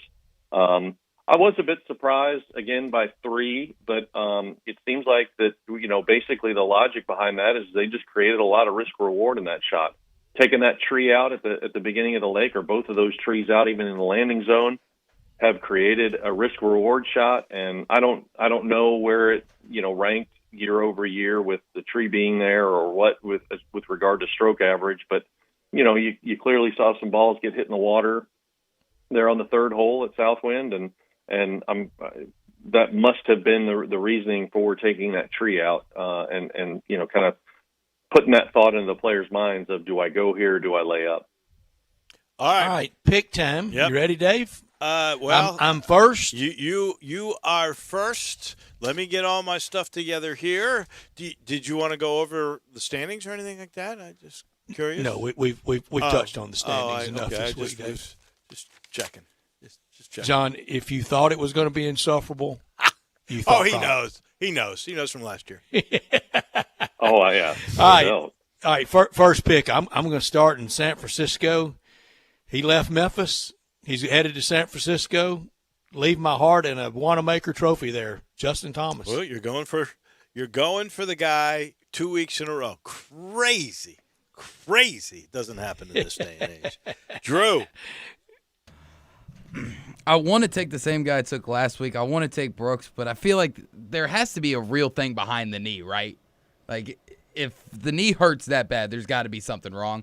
So I'm going to go with Webb Simpson. Simpson. You've got the floor, Mr. Pro. Well, I'm going to take a guy who clearly plays very, very well in majors, and he's shown it over the last few years. And I'm going to take the guy who is leaving Memphis after hitting in the water on the 18th hole. I will take Brooks Koepka. Well, if you didn't, I would have. So, there's no pressure on you, Dave. Take Tiger. No. I could probably get Tiger. I can get Tiger for at a We'll much give you Tiger. better position. Tiger Woods it is, Dave. Takes Tiger Woods. Back around to me. Oh, I'm sorry. No. I'm going to take a chance here on a guy that I think you're waving at me wildly on the Zoom. I think is due. I really do. I think he's going to get his act together this week. This is the week to do it. I'm going to try. I'm going to go with Rory McIlroy. Didn't work out very well for me last week, but okay. Biggest disappointment of the season he at is. this point. He's very, very much so. So he will not make the cut, Dave. This is a double again, correct? Correct. And quadruple if your number 2 pick wins. Wins it all. Okay. Wins it all. Right. Second, he just gets double like everybody else. So it's around to me. And he's won everything this year you can win. He's won everything in a career you can win. But just like this year, like a career, hadn't been a major. Xander Schauffele. That would have been my guy at 2. All right. Drew? Give me the best young player on tour. Give me Colin Morikawa. It's really funny. Great pick. I was looking. I was thinking Colin wasn't playing. He played this course a lot when he was in college. I was thinking he wasn't playing because I couldn't find him in any of the power ratings or expert picks or any of them. He's there. Not very many. Most people do not have him on there. John? I guess I'll take the guy who, actually rallied a little bit for me last week and got me to a tied for second finish, tied with about 17 million other people. But I'm going to take the guy coming out of Memphis as well, Daniel Berger. Wow, you have left me Tiger. You have left me DeChambeau. Phil? You've left me Wrong. Phil. DJ. Tommy Fleetwood. Spieth going for a career major. Jordan Spieth. Slam. Tom Lewis. We left you Tom Lewis. Tom Lewis it is. Dave takes Tom Lewis. Adam Scott's out there. Tom Lewis? No, not Tom Lewis. I'm going to tell you, this one is going to just blow you away when I get quadruple money. This is a guy who's starting to play better. He was making noise in Memphis. Looks like he's finally a little bit more healthy. This is the one that will end the Pick'em contest right here. I am taking, with that second position for quadruple money, Jason Day. Oh, his knee won't hold up out there. We'll see. Not in that weather. So here's Dave, the you way got two missed cuts. Here's I'm telling the way you, you got two missed cuts. You just opened the door for us. JT and Xander for Brett. Webb Simpson and Colin Morikawa for Drew. John's got Brooks Koepka and Daniel Berger. And I've got Rory McIlroy and Jason Day. And Good there luck, we all. have it. John, It's going to be fun. It's going to be great. Tell us about Tell us about the opposite weather at Timber Trust from Harding Park. Yeah, it's crazy. Just continue to see good weather, and obviously this little stretch has helped. We got in our last greens verification of the season on Monday. It just went well, and can't be happier with the process that we went through there. So golf course wise, we're, recovering, but we should be pretty good by the weekend. And, just continue to just see, a substantial amount of folks coming out and just can't be happier with, what is happening right now. I mean, we're fine tuning golf course and, firm and fast right now. I mean, if you want to figure out what a PGA Tour guy feels like when they drive it, you can hit it in some spots you're not expecting to with how firm and fast the golf course is playing right now. And we're really set up for the fall, excited to kind of see what's going to happen. If you're looking for a tee time, we do have some availability. We are excited to be hosting the Sneds Tour Championship this weekend, both Saturday and Sunday. So we do have some availability both, kind of afternoon and mornings on Saturday and Sunday. If you're looking to book a tee time, it's 662-895-3530 or visit us at timbertrustgolf.com. Got to see Mr. Willoshin there on Sunday as well. Yeah, golf course looks gorgeous. It was fun. It was a lot of fun. Right. People enjoying themselves. I saw the younger guys driving those fin cycles. Whew.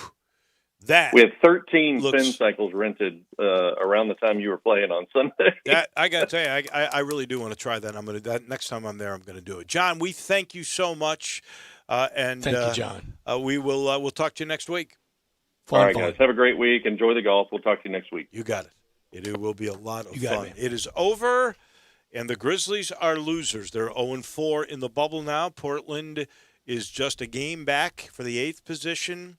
San Antonio, a game and a half back as the Grizzlies have really hit hard times. We'll talk about that a little bit at 4:45.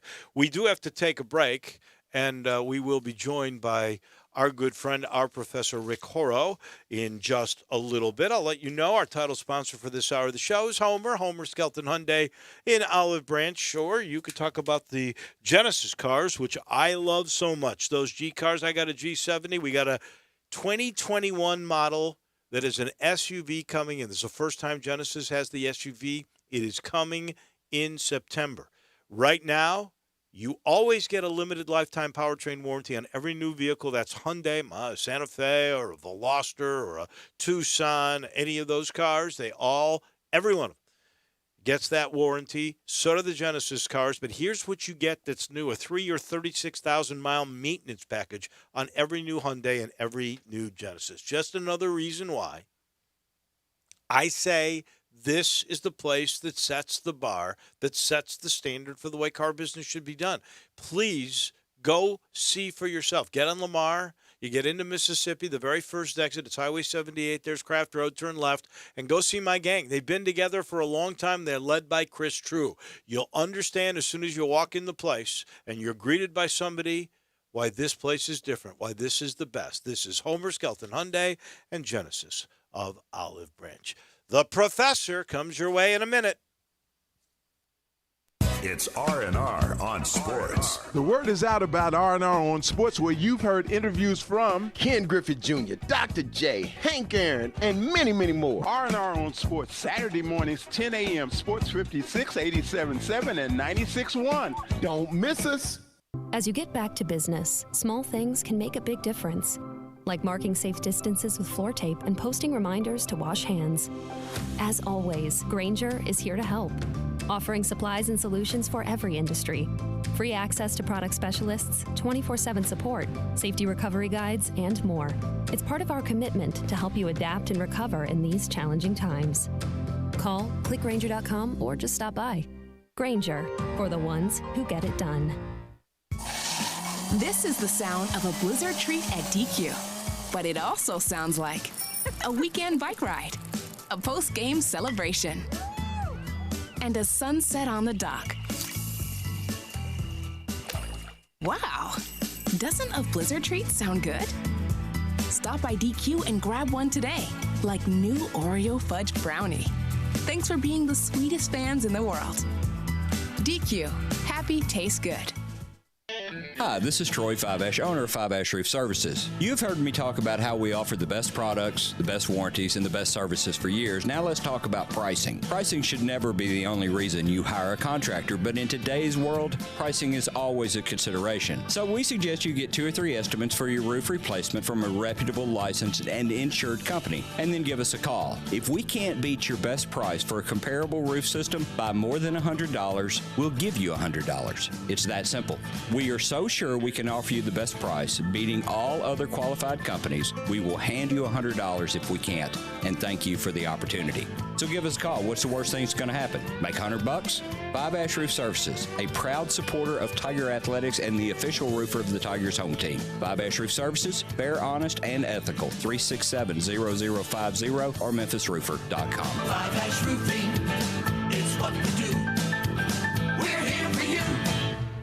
I'm here with the outstanding team from Lexus of Memphis at 2600 Ridgeway. They're online at lexusofmemphis.com. Gary, tell everyone how they can experience the Lexus of Memphis satisfaction. Come in and be a part of our family at Lexus of Memphis. Experience the customer service that we provide to each guest like a member of our own family. If you're on the side of the road and you need us, we're there. If you need help with anything with your car, technology, Bluetooth, the app suite, we have a dedicated team to help you with this in your journey with your Lexus. That's how they do it at Lexus of Memphis.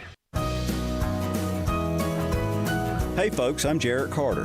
My family recently purchased East Memphis Ace Hardware at Quince and White Station, and we're excited to offer the best selection of Big Green Egg and Traeger grills. And then don't forget about our Benjamin Moore Paint Studio and the Garden Center for flowers. Save 60% with our new Duracell key fob replacement program. We have a master locksmith service as well as glass cutting and screen repair. East Memphis Ace Hardware, located at Quince and White Station behind Three Little Pigs.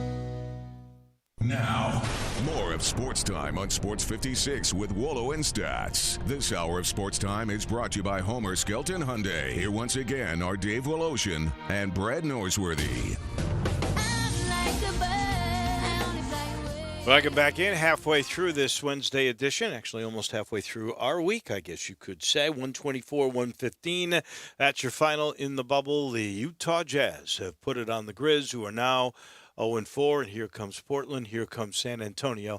We are going to talk about that in the final segment of this hour. In the meantime, our professor, who is a brilliant man, he's also on the family of NBC stations, Rick Horrow. He sort of wanted something that would just wake up the marketplace, that lets people know, here comes Horrow. Now, I will tell you, this was not collaborated with me. I have no understanding as to why Brett chose this. Maybe because it's like he likes Foreigner. That's the only reason I can think of the symbolic reasoning behind this pick. But, Rick, here's your walk-up music.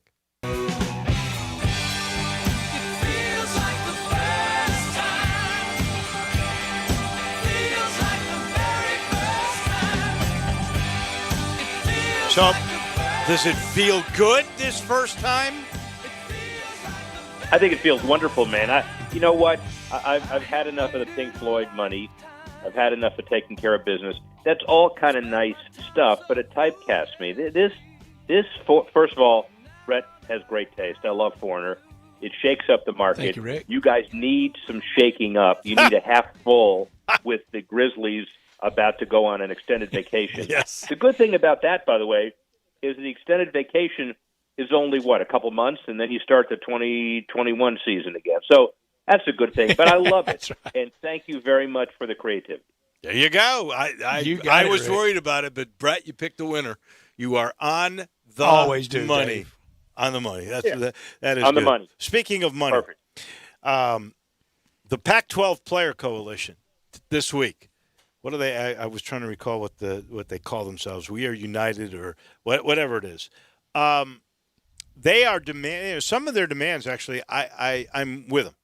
I love the fact that I really believe for a long time the college athletes who are injured or have some medical issues that they got wearing that jersey, representing that school, and then they go on. They don't go to the pros, and they have issues because they played for the school. They should be taken care of medically for a long period of time. If it's 6 years, that's great. Even longer, I'm okay with. But you and I both know 50% of the revenues they want, that is never going to happen. That is not a financial model that could really work. What was your sense when you saw the Pac-12 demands? My first impression, I did a little bit of thinking about it, was ultimately a 5-year history of the start of a movement. That's great if they get somewhere with this. But to ask for all of that day one, it's unrealistic. And then you look at some of that stuff, you're right on point. Listen, it started with Chip Kelly and the UCLA players a while ago saying we don't feel comfortable with the COVID preparation. A lot of the players feel that way, and that's not the athletic director. That's not really the coach. It's the school. It's the medical folks. And everybody on campus ought to have the same right to be protected against COVID or the reasonable opportunities to do it. Football's a contact sport, increased risks there, so I get that. So that part is, you gotta make things as safe as you possibly can. The 50%, the 6-year guaranteed scholarships, I want to hire a marketing agent immediately, not later.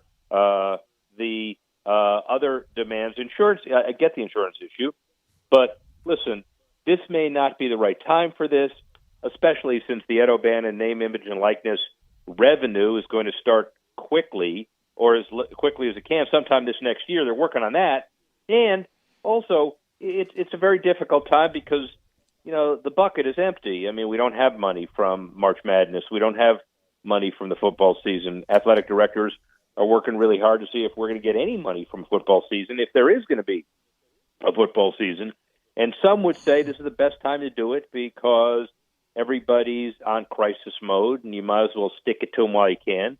The other people are saying, listen, this is not the right time for the sake of minor sports, male sports, Title IX sports, and all of the sports at every school that depends on football and its revenue. We got to find a way to make sure the athletes are respected, but we also got to find a way to balance the budgets in the athletic departments and save as much money as we can for the other sports. So certainly going to shake things up, but remember, years ago, Northwestern players tried to unionize, and the National Labor Relations Board said, hey, these are students. They're not professionals. Well, I don't necessarily agree with that, but we've already tried it, and there will be a lot of discussion. It'll shake things up, but you're right. I don't think this is going to be one of those things where, oh yeah, right, you win, so you guys get a victory. Half the money goes to you. That's just not going to happen.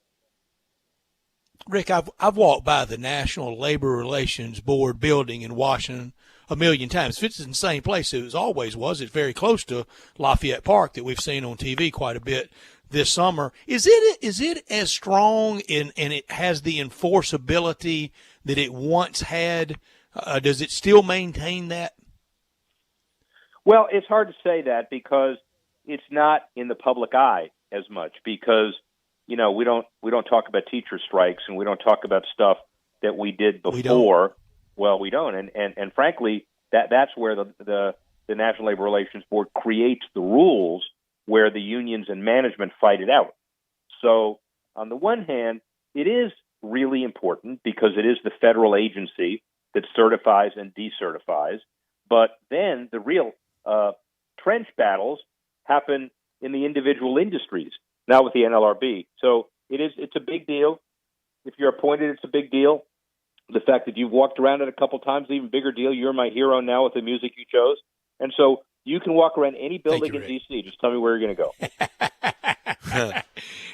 Rick, I can remember the day walking by East Executive, the street that ran between the Treasury Building and the White House was a public thoroughfare. Now it's it's locked down like well, I was going to say Red Square. It's not. That's not a good example. It's locked down like the White House complex is locked down now. It was a thoroughfare between those two buildings. No longer. Yeah, wait. That was before Lafayette designed the city, man. I mean, come on, get a little more current. No, actually, that is true. That is absolutely it sure was. True. There is ancient D.C. history, and boy, I'll tell you, I clerked for a federal judge the same time John Roberts and I were out after law school. And there's nothing better than walking around D.C. If you're into politics, if you're into history, if you're into power, there's nothing like walking around the buildings and see where everything is done. It's like making a hot dog. You don't really want to know how it's made, but I love being in that city. It is a lot of fun to go as a tourist and just look around, and you do feel the history. I agree. I want to go back again to that Pac-12 group. Was talking about bringing down expenses and that coaches are excessively paid, administrators are excessively paid. And then today we see, I don't know if you've seen this, it's brand new. Lincoln Riley, the Oklahoma head coach, is going to get he had a 4-year deal that was worth $4 million per year. He is about to get a a 6-year 45-point-something million, basically $7.5 million per year. So they're almost doubling his contract. Steve Sarkisian, the Alabama OC, is getting a new 3-year deal. He was getting $1.65 million in the past. This new 3-year deal is worth $7.5 million, $2.5 million for an offensive coordinator. There doesn't seem to be, even in the middle of a pandemic when so many schools are worried about making ends meet, that here are these bigger, more powerful schools that have so many different revenue streams. Even if they're going to be limited this year, they're doubling down. They're paying incredible money today. I'm almost shocked at this. Yeah, well, the Lincoln Riley one happened over the weekend. It's in my report, and there are a lot of coaches that are negotiating their deals now, and they're not going down. And frankly, there's nothing like competition to get the money out of athletic directors. And they believe in the system. This year's revenue is questionable, but most people believe, although we don't even want to talk about it, that by 2021, we're going to have crowds and it's the V-shaped curve. We're going back to normal, so we can pledge the money and find the money. So when the Pac-12 guys say, here's the way we cut expenses, we don't have big coaches' contracts anymore, well, that's a bit unrealistic because, if you're Alabama and you have a $215 million a year football program, the CEO of that corporation, meaning Nick Saban, ought to be making, $7, $8, $9 million. If it were a public company, he'd be making more. And plus he gets stock. So it's a little bit of apples and oranges. Of course, in a perfect world, you should have all coaches on an hourly and you should give all the money to the chemistry department until they find the vaccine. What do you think? I'm all for that. By the way, not happening. And we get some breaking news here. Apparently, the NCAA Division II and Division III championships for all the 2020 fall sports now have been canceled due to COVID-19. That probably saves them money in the long run. Rick. It does. Yeah. It does. So, and Rick, today with the Pac-12 announcing that they're basically going to be in the financing business. If you need a loan, if you're a member of the Pac-12, you can. They've set aside almost $1 billion, $996 million that athletics departments can borrow from the Pac-12. I thought we were broke. Well, listen, it's Larry Scott saving his job, and I don't mean it cynically. I mean that if you have a long-term TV contract, and it's not this simple, and he's going to kill me if he hears this. You go to the bank, you say, here's the revenue, I'm pledging the TV contract. I need a credit line. And, oh, by the way, all you schools, if you need access to that credit line, you can't get the money individually from the TV contracts until it's distributed, but we're going to allow you to use the credit line, and he's a hero. That's not a bad thing, by the way, because it's taking future revenue to get you through the pandemic. And as far as D2 and D3, heard about that earlier today, and, it fits the Ivy League, too, which is saying we're not sure about spring football, but we're going to cancel all our fall championships. Wait till further notice. We'll see about the spring. Now, if I'm Hancock and I'm the head of the Bowl Coalition or the College Football Playoff, whatever it's called these days, how about announcing right now that let's do a 16-team playoff. We're going to keep our same committee that chose the Magic Four, and we're going to pick 16, and it's not going to be conference champions. This is a one-time only, wink, wink. And let's see how much excitement we can get. We negotiate the deal with ESPN. It will be sitting for 2 or 3 days. And, sit down. Let's see if that works. I would put it to Hancock, and I'd say it's your moment in the sun. Run with it. Last thing for Rick Coro, our professor of business from before Harvard. You ask that question, he was about, Brett, you're about to compliment me? Amen? Yes? No? Yes?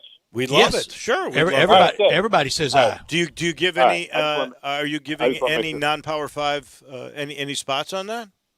I would hold a spot or two for the non-Power 5 to make sure that everybody's in the tent. Then definitely, amen, amen, amen. All right, last thing. Good. You wrote about this too. The Power 5 waiting on the Board of Governors to make a decision on what they might do with fall sports. If they were to say we're not going to do it, would the Power 5 band together and say, okay, it's time, we're making our move? Well, that's kind of what I was just mentioning. By the way, it becomes a mayhem similar to the way it was, 8-9 years ago when everybody was scurrying around to find their conference, and Maryland and Rutgers end up in the conference they don't want to be in, and West Virginia certainly doesn't want to be in the conference it ends up in.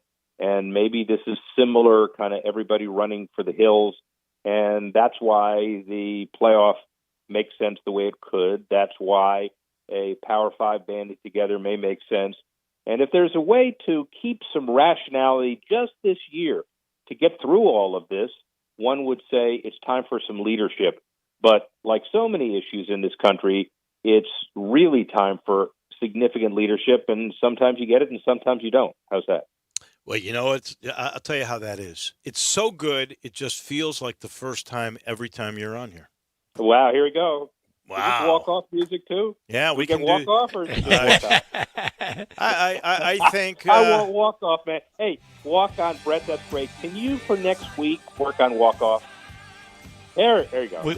We'll let Brett do that. There you go. He has become the horror DJ. Thank you. We appreciate it. Have a good week. Talk to you next week. That is Rick Coro. He's brought to you by Conway. Conway Services, heating, cooling, plumbing, electric, and tuning up. You've got to have your system tuned up to last longer and to be efficient. Good news, it's super tune-up time at Conway, where they come out and perform that 16-point Energy Saver Super Tune-Up on your air conditioning system. It's only $69, and they give you a free Freon leak check. That's right. Conway will give you that 16-point Energy Saver Super Tune-Up and the check on the Freon for only $69. Inside and out. They'll get all the years of dirt and grime out of that outside unit, and then inside they change everything up and tune everything up, and you will be so pleased. By the way, on the outside unit, they'll even give you a little Teflon coating to protect against the hot sun of the Memphis summer. All you got to do is make the call, 384-3511, 384-3511. Conway Services, heating, cooling, plumbing, and electric. Grizzlies fell flat again today. We'll talk about that in a second. This is Sports Time on Sports 56. Search Sports 56 on Facebook and give us a like. And follow us on Twitter at Sports 56 WHBQ. Did you know nearly 40% of men under 40 and over 75% of men over the age of 40 experience sexual performance concerns? At the Memphis Men's Clinic, their experienced physician performs a comprehensive evaluation that determines which specific issues may interfere with your sexual performance. These issues can vary and range from anxiety to medical issues, low testosterone, or erectile dysfunction. The Memphis Men's Clinic has evaluated hundreds of men of all ages over the years and reestablished a normal sexual life. The Memphis Men's Clinic will work aggressively to resolve issues and allow you to restore your sexual health and overall well-being. That's the Memphis way. If you're 20 years old or 90 years old, come and get cared for the Memphis way. Treatment that's based on your specific needs after a professional clinical evaluation by their experienced board-certified physician. Call the Memphis Men's Clinic today at 901-443-0475 or visit memphismensclinic.com. Brian Elder's Roofing Solutions. Chris Price here for Brian Elder Roofing. The storms we've had over the past several months have been devastating to our communities. The rainy season is ahead. You may have not even noticed the dripping in your attic, water stains throughout your home, or even worse, mold and mildew. Please call Brian Elder Roofing and we will send out our project managers to assess any damage. We will not try to sell you a roof if all you need is a repair. We will measure your roof from outer space. 0% for 60 months, even no payments till 2022 are available with approved credit. If you've noticed missing shingles, water stains, leaks in your roof, call us before you call your insurance company at 867-0303. That's 867-0303, and we will provide a free, thorough inspection of your roof's condition. Call 867-0303. Brian Elder's Roofing Solutions. At Jason's Deli, you can stuff yourself full of great deli food that's healthy, fresh, and best of all, it's not expensive. Jason's Deli is all about choice. Whether you're looking for a gluten-free menu, vegetarian sandwiches, healthy kids' meals, or if you'd like to invent your sandwich via the build-your-own selections, Jason's Deli has you covered. And they only use fresh, wholesome ingredients. Choose from the club and specialty sandwiches, paninis, wraps, soups, salads, pastas, and much more. I love the cleanliness in the restaurant, the hospitality, and of course the cost. They have a huge salad bar and great soups, including Southwest chicken chili, fire-roasted tortilla, organic vegetable, tomato basil, and many, many more. And if you're planning an event, their catering department is fantastic and can handle any size party. Go check out Jason's Deli's 4 locations. On Ridgeway in the Park Place Center, that's my favorite, on Germantown Parkway in Cordova, at Poplar and Highland, and on Goodman Road in Olive Branch. Napa know-how. At Napa Auto Parts stores and Napa Auto Care centers, get a $25 prepaid Visa card when you get any Napa Automotive battery. It's the best deal for some of the best batteries from some of the best car people around. But we might be a little partial. Anywho, pick up any Napa Automotive battery and save $25. Do it yourself or have it done for you. That's Napa know-how. Napa know-how. At participating Napa Auto Parts stores and Napa Auto Care centers while supplies last. Offer ends 8/31/20. Now, more of Sports Time on Sports 56 with Wolo and Stats. This hour of Sports Time is brought to you by Homer Skelton Hyundai. Here once again are Dave Woloshin and Brad Norsworthy.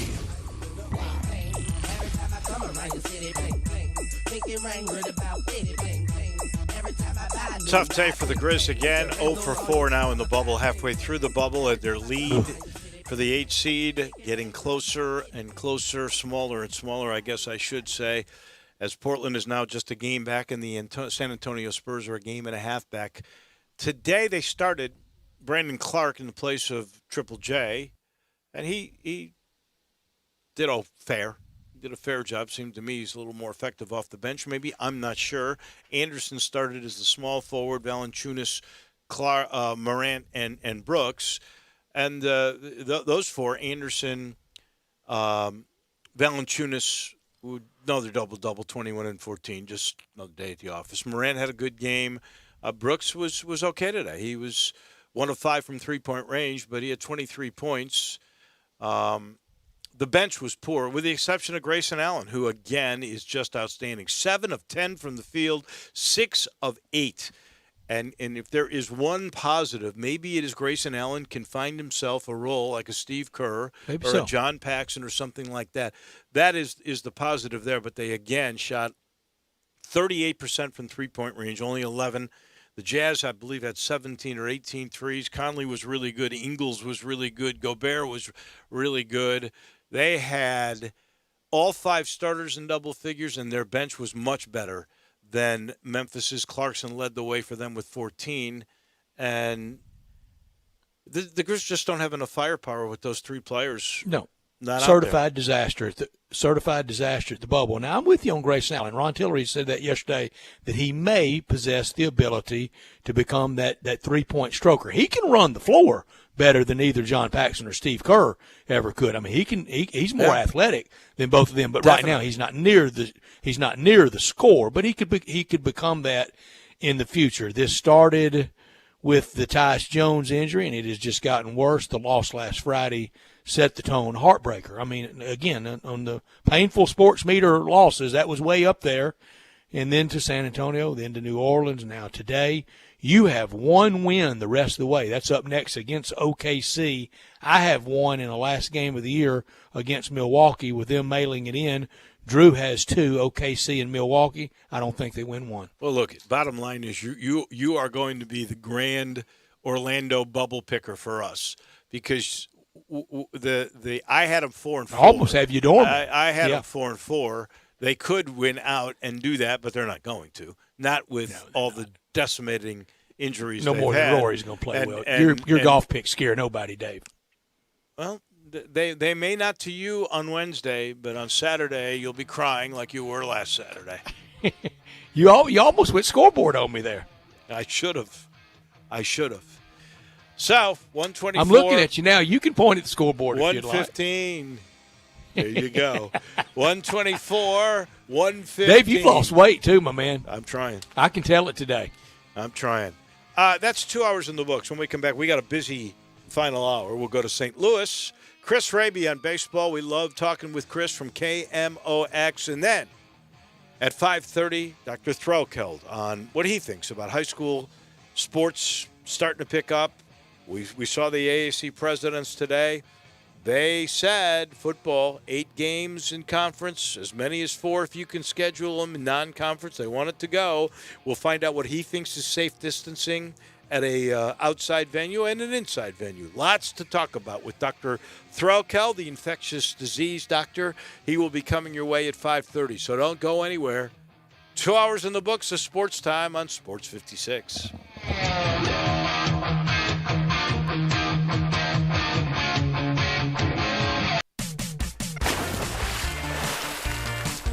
Save now on your 2021 swimming pool at Family Leisure.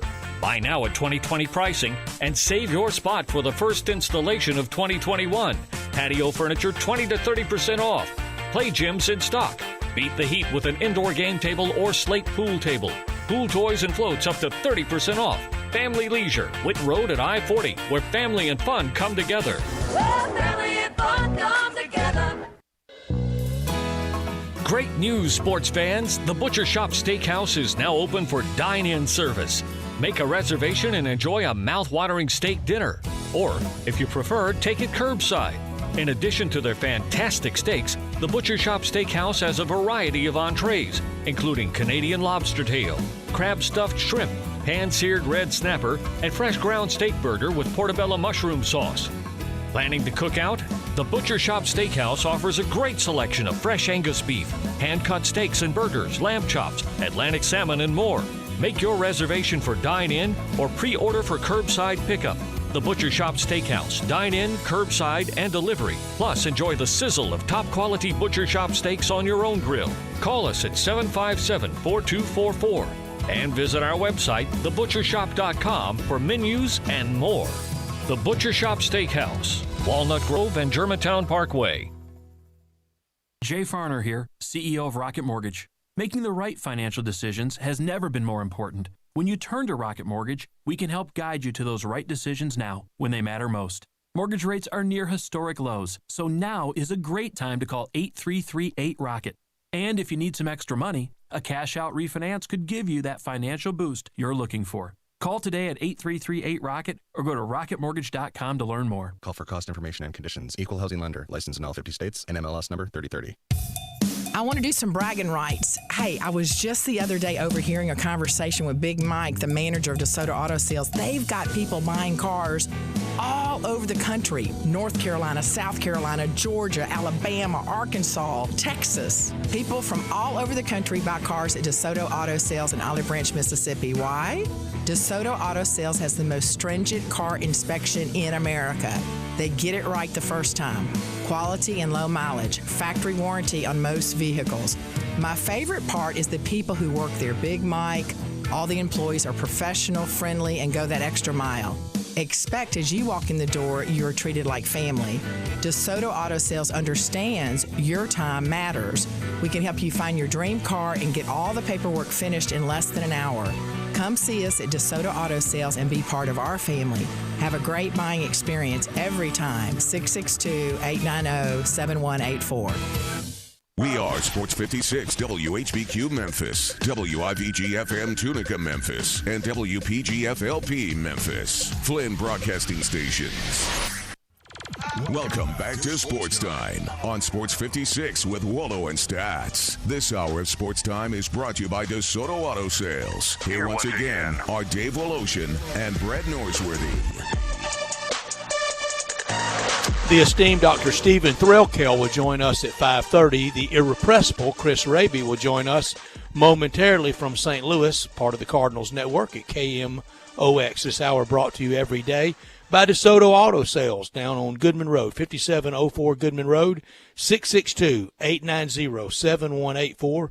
Come on down to DeSoto County for that town and country experience at DeSoto Auto Sales. You can go online at DeSotoAutoSales.com and you can see all the cars and you can see all the happy testimonials, the very pleased customers, repeat customers on their website at DeSotoAutoSales.com. All the cars test driven, all the cars checked out bumper to bumper, head to toe. Unlimited inventory, every make, every model. If it's not on the lot, they'll go out and find it for you. No shortcuts taken at DeSoto Auto Sales, where you're treated like family. You walk in, you're met by kind, courteous employees, laid-back atmosphere, no high-pressure sales, down-home atmosphere. They care about your time. They want you to enjoy yourself while you're having the car experience, and they want you to have the ultimate car experience because they know we're living in a world today that time really matters. They're not going to rush you, but if you want to shop over your lunch hour or immediately after work, you can. You can find the car you want, test drive it, credit approved, paperwork completed, and you can be gone in 45 minutes in time to do it over your lunch hour or right now, right after work. Very proud to serve DeSoto County and the surrounding area. DeSotoAutoSales.com, 5704 Goodman Road, 662-890-7184. Come on down to DeSoto County for that town and country experience at DeSoto Auto Sales. We mentioned at the start of the show today, the American Athletic Conference presidents have decided that the conference will start apparently on time. We'll have the American Athletic Conference Commissioner on tomorrow at 5 o'clock. Mike Oresco will join us. We will chat with Laird Veach, who wrote a note out to his season ticket holders today saying tomorrow they will be getting a plan with options with which they can purchase tickets. They, I guess, are scheduled, and we know the Sun Belt is trying to play all their games as well. So that game at this moment on September the 5th will take place at the Liberty Bowl. We don't know how many people will be allowed to go at this particular time. We'll chat with Laird about that tomorrow and figure out exactly what those options might be. Is it 12 feet distancing? Is it 6 feet distancing? And we'll ask Stephen Threlkeld, our infectious disease doctor, in just a little bit, at the bottom of the hour, what he thinks will be recommended. We know at this point for 901 FC, they were at 12-foot social distancing. In the meanwhile, to St. Louis, Missouri, we will go. And just a little bit ago, Chris Raby, you were described as, well, as a guy who was unflappable, I think was really what you were saying. Irrepressible. Irrepressible, thank you. Unflappable, a guy with a positive outlook on life. And that must be Rob Manfred, too, because I just read this story during the break that Rob Manfred is saying that he thinks the league has done a good job with the protocols in place during the coronavirus outbreaks, and maybe the protocol is the right thing, but he certainly did not enforce the protocol with the Marlins or the Cardinals when you got a 60-man roster. There were, 7 Cardinals, Chris, that were affected, and they've all been locked in a hotel in Milwaukee, and they haven't played any games since July the 29th, when it seems to me they could have used their 60-man roster and moved on and played. Am I crazy? Well, what do you mean he didn't enforce the protocol? The protocol is that you need 2 days of negative tests to be able to leave isolation and travel and then return to the field. No. That's for the 7 guys. What I'm saying to you is No, that's for the team. The 7 guys were moved out of Milwaukee over the weekend after they tested positive, Dave. So the protocol is when the first positive test comes in, which the Cardinals were alerted of late Thursday night, you immediately isolate. And then it's twice daily testing until you have all of the positive tests gone.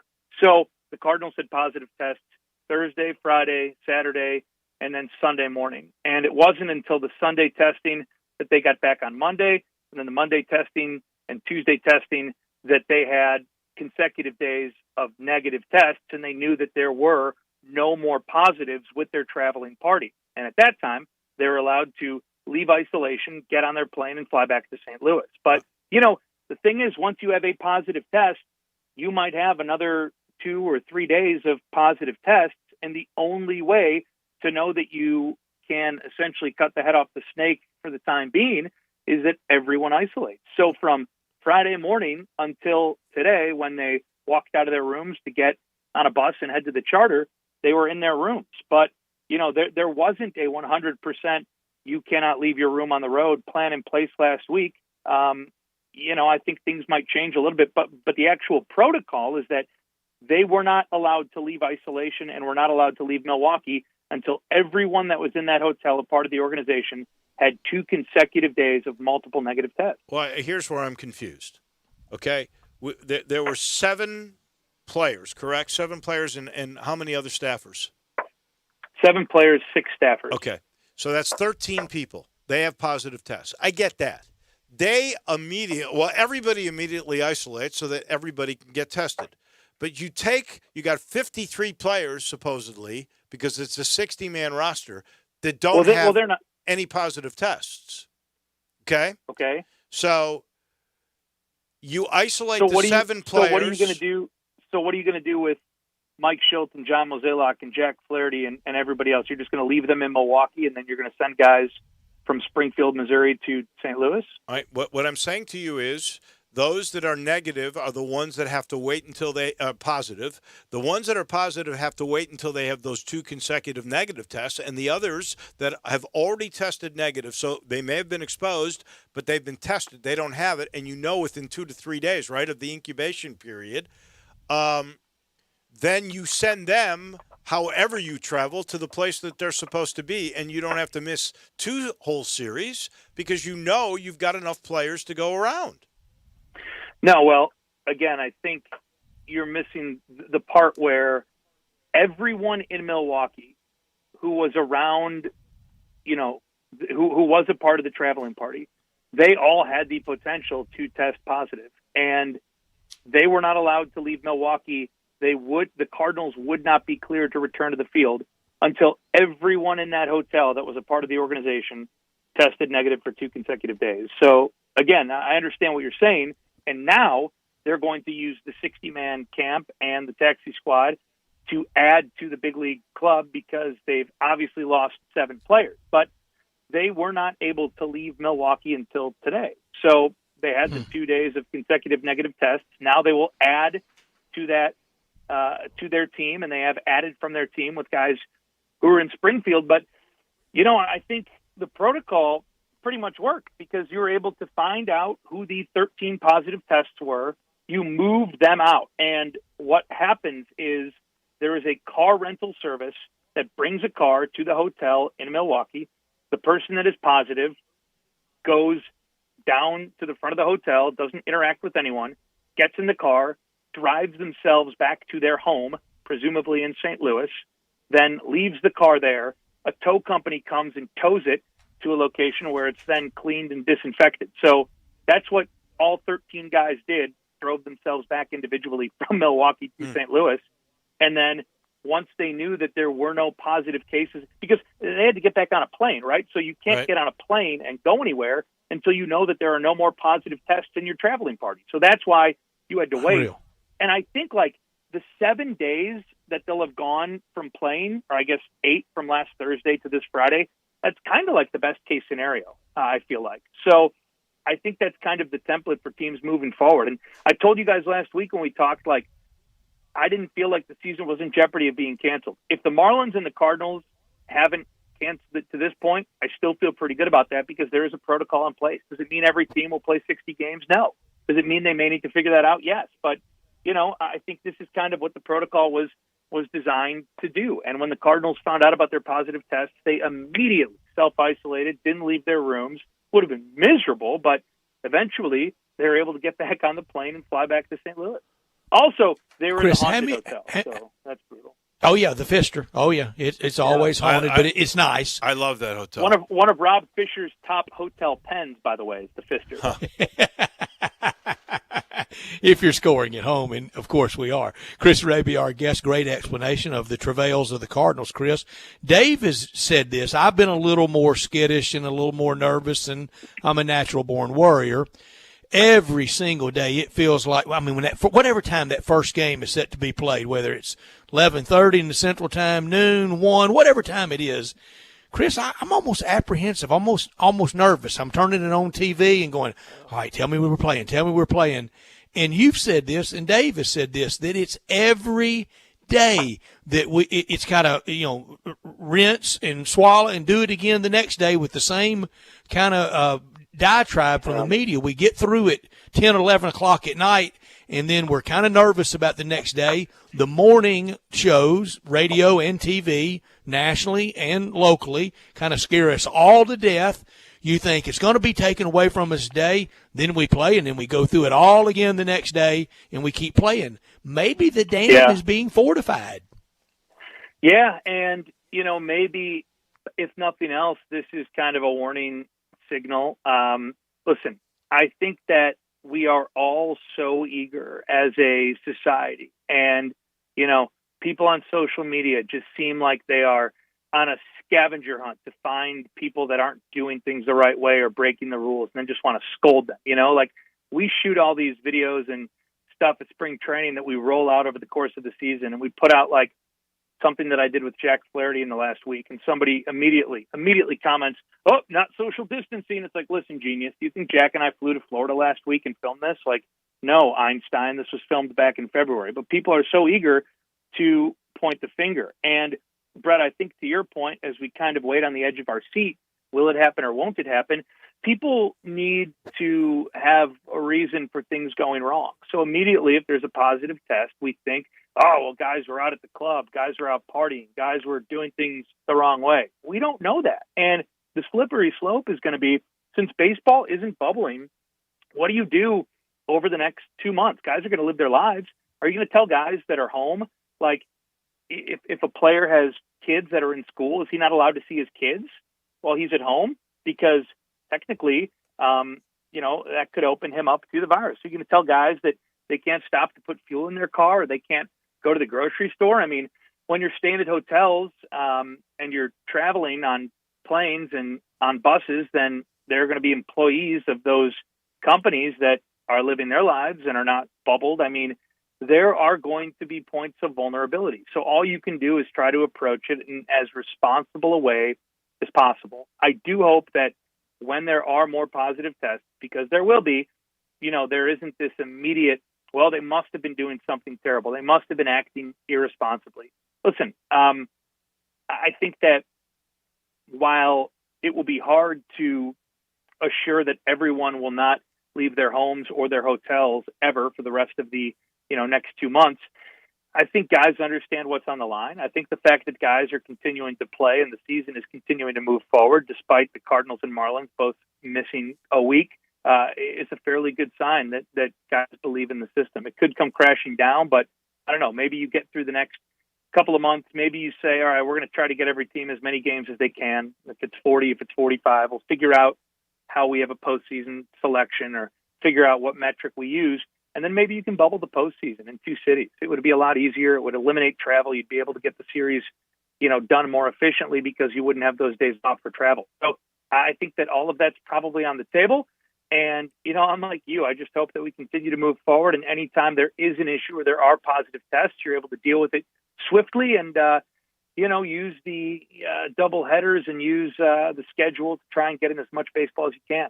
I agree with you. I think bubbling the playoffs when you have elimination and you're only going to have 8 teams in one spot anyway, if you do 2 different bubbles, that makes a lot of sense to me. It's impossible for a regular season to bubble it with the amount of players that you have with baseball. I know you mentioned this.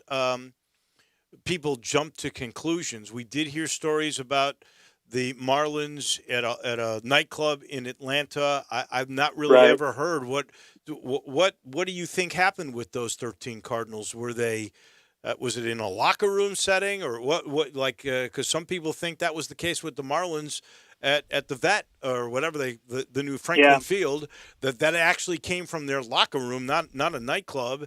What's the sense you got on what happened in Milwaukee with the Cardinals? Well, it's what John Mozeliak has said is that he believes, and from their tracing, and he says it's fairly logical, he used the word logical, is that someone was positive when the team left St. Louis to head to Minnesota last week, but perhaps hadn't tested positive, obviously had not shown any symptoms, and then got on the charter plane.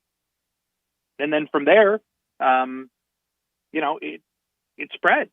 And they have not shared any details of that, but they are confident that the origin was in St. Louis and that they got on the charter plane. And, he said the best thing that probably happened to them, the blessing in disguise, was that they had the off day Thursday in Milwaukee because they never gathered as a full group. And if they had gathered as a full group that day or played a game, they hadn't received any positive tests yet. So then he said it could have been, a very, very or a far more dramatic effect on them. So, they have gone through the contact tracing and, who knows when or if we'll find out more details, but, they're confident that it happened in St. Louis. And again, you get on a charter plane, that's a small area. And as much as you wear masks and spread guys out and assign seats, that's going to be what happens. But I told you guys last week, that's why they're assigning seats.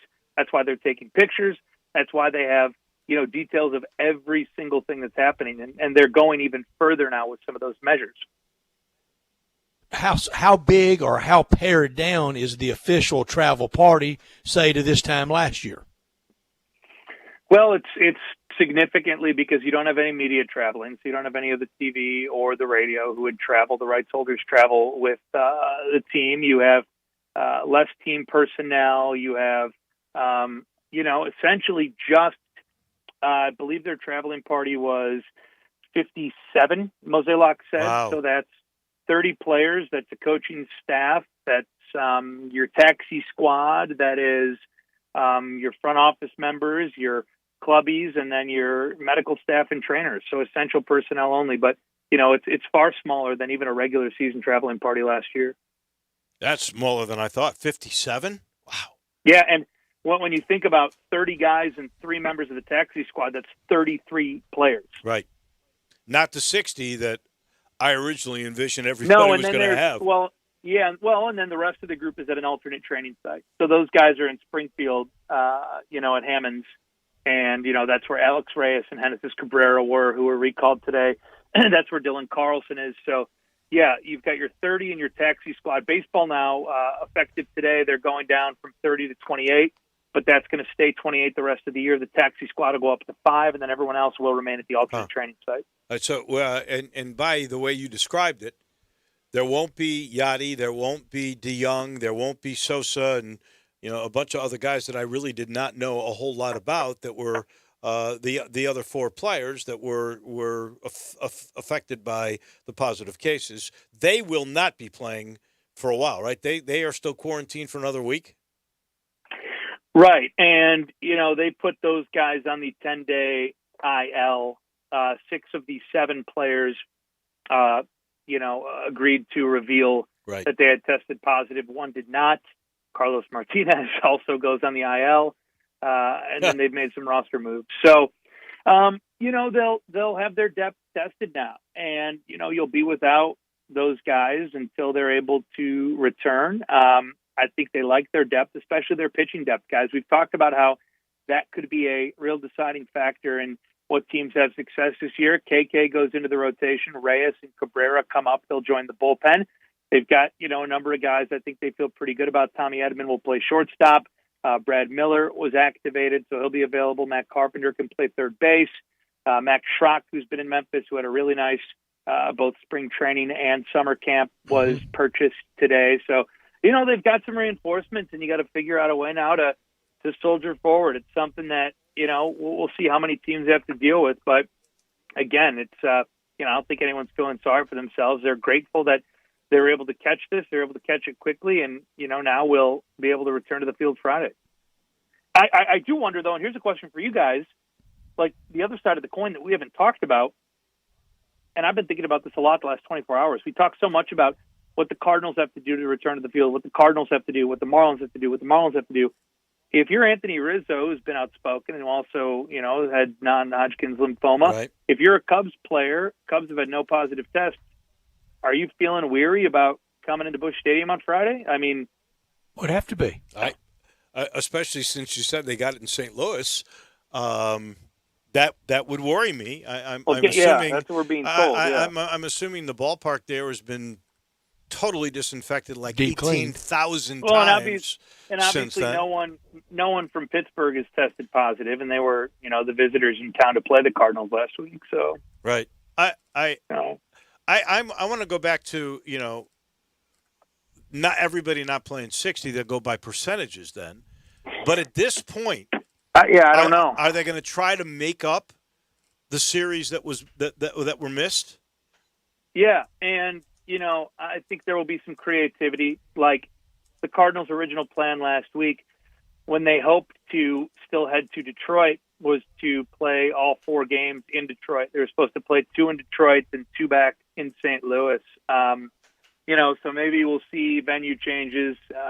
Maybe we'll obviously see double headers. Maybe we'll see scheduling shift where, okay, the Cardinals missed 3 games against Milwaukee. I'm just doing this off the top of my head. Sure. But like if the Cubs were going to be in Milwaukee and the Reds were going to be in St. Louis and the Cubs and Reds were supposed to play, all right, Cubs in Milwaukee, you guys play an extra 2, Cardinals, so even if you're not playing a balanced schedule, you're getting the number of games. I don't know. I think, again, everything's on the table. Someone asked Mo last night, you've got however many days and however many games, can you do it? He said mathematically, sure. But I don't know. Maybe we'll see things change. Maybe we'll see, the Cardinals not play the Brewers again this year. But, for and right now. We used percentages in 81.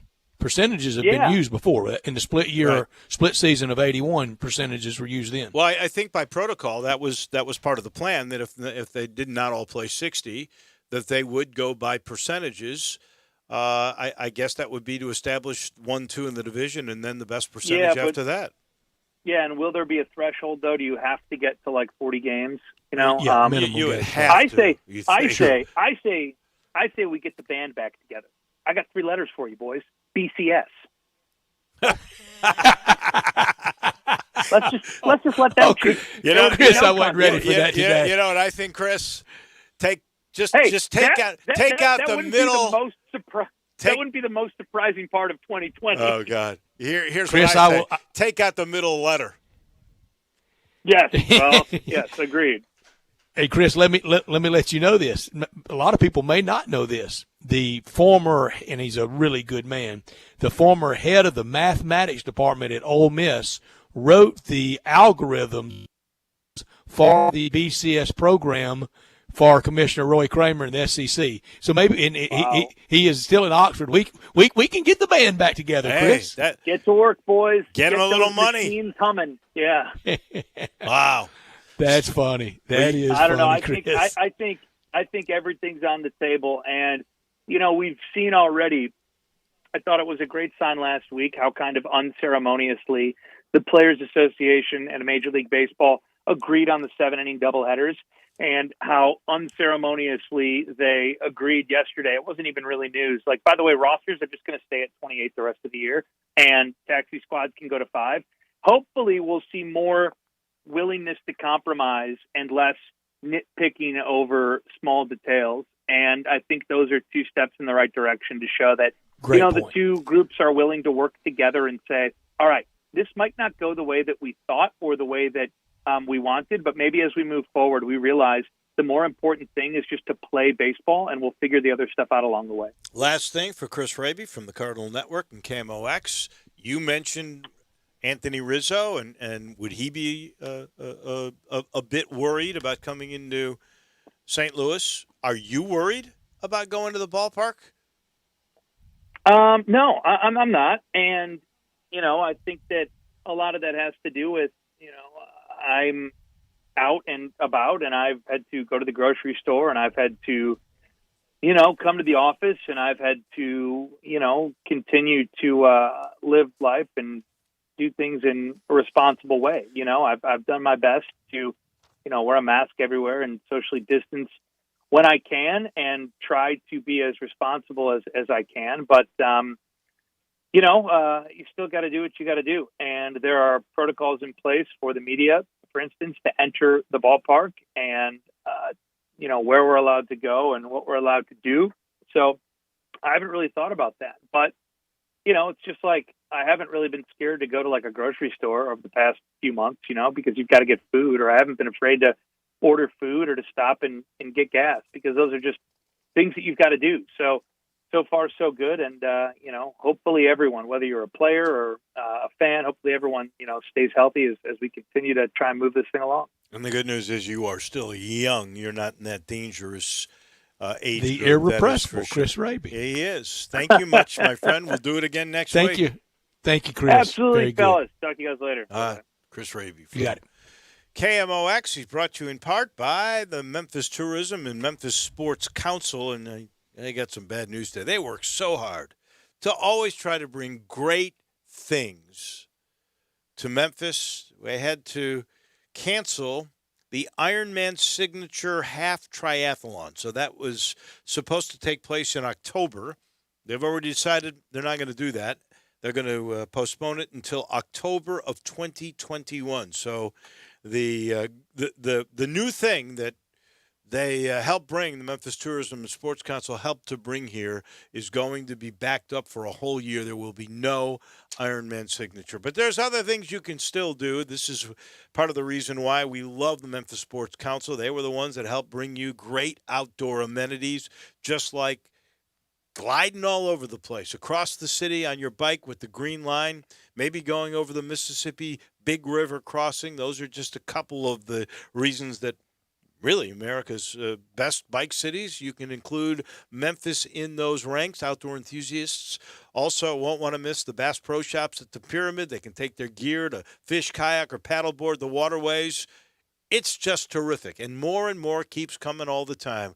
We give a big salute to guys like Kevin Kane and Melvin Gibson and J.J. Greer.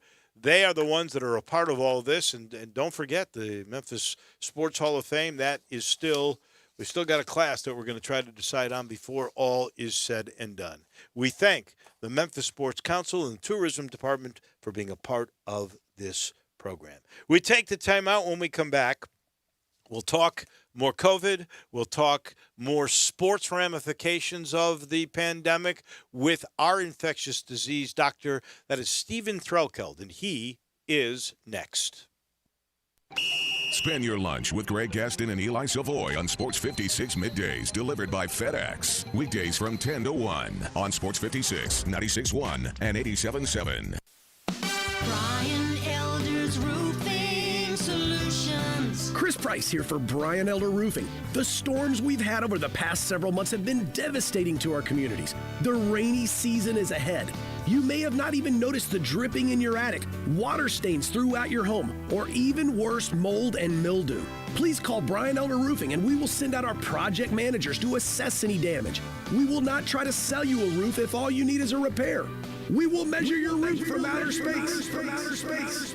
0% for 60 months, even no payments till 2022 are available with approved credit. If you've noticed missing shingles, water stains, leaks in your roof, call us before you call your insurance company at 867-0303. That's 867-0303, and we will provide a free, thorough inspection of your roof's condition. Call 867-0303. Brian Elder's Roofing Solutions. Football is back, and so is HBO's Hard Knocks, the award-winning series that gives fans an all-access look at what it takes to make it in the National Football League. This season, for the first time ever, Hard Knocks will follow two teams, the Los Angeles Chargers and the Los Angeles Rams, as they make their way through training camp and prepare for the most unprecedented season in football history. Hard Knocks Los Angeles premieres Tuesday, August 11th at 10 p.m. on HBO and stream it on HBO Max. Be sure to listen to the official Hard Knocks podcast hosted by Peter Schrager every week, available wherever you get podcasts. Get in the zone, AutoZone. Welcome to AutoZone. What are you working on today? Oil change coming up? We can help you out. Right now, you can get 5 quarts of Pennzoil high mileage motor oil and an STP oil filter for just $27.99. And if you need it fast, we can help you get it fast. Whether it's at home with our next day delivery or in store and curbside with our free same day pickup. The choice is yours. Getting the job done just got easier. Restrictions and details at AutoZone.com. Get in the zone, AutoZone.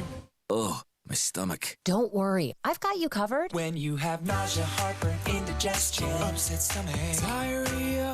What's that? It's Pepto-Bismol Chews. Pepto-Bismol's now in a chew? Yeah, they taste great and provide fast relief. And now you can always have Pepto-Bismol handy. Let me try it. Try new Pepto-Bismol Chews for fast relief. Nausea, heartburn, indigestion, upset stomach, diarrhea. Use as directed. Keep out of reach of children. Listen Sundays at 11 a.m. to join Idlewild Presbyterian Church for worship. Idlewild is a PCUSA church located in Midtown Memphis. Welcome back to Sports Time on Sports 56 with Waldo and Stats. This hour of Sports Time is brought to you by DeSoto Auto Sales. Here once again are Dave Woloshin and Brett Norsworthy.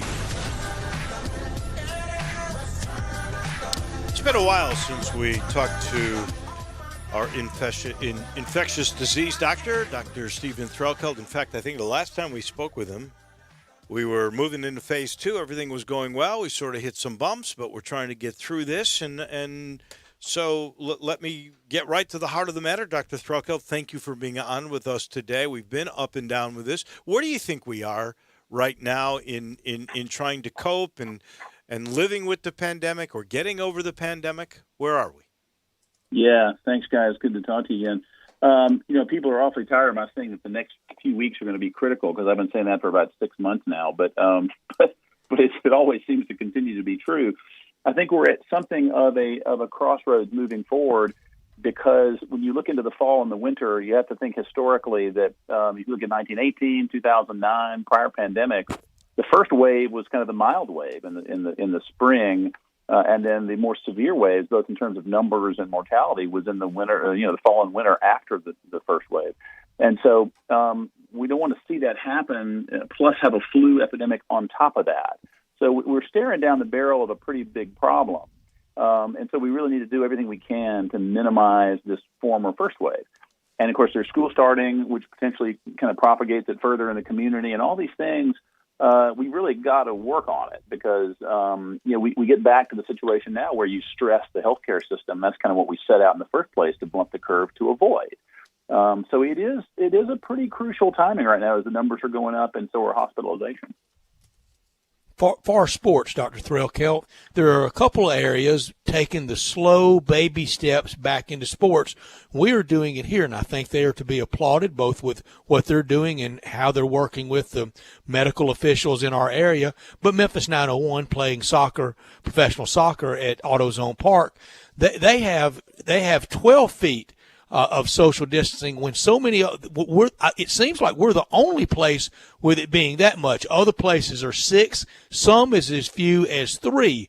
Why 12 here, and what do we have to do to lower it to 6 and maybe to 3 and at some point to 0, to old days?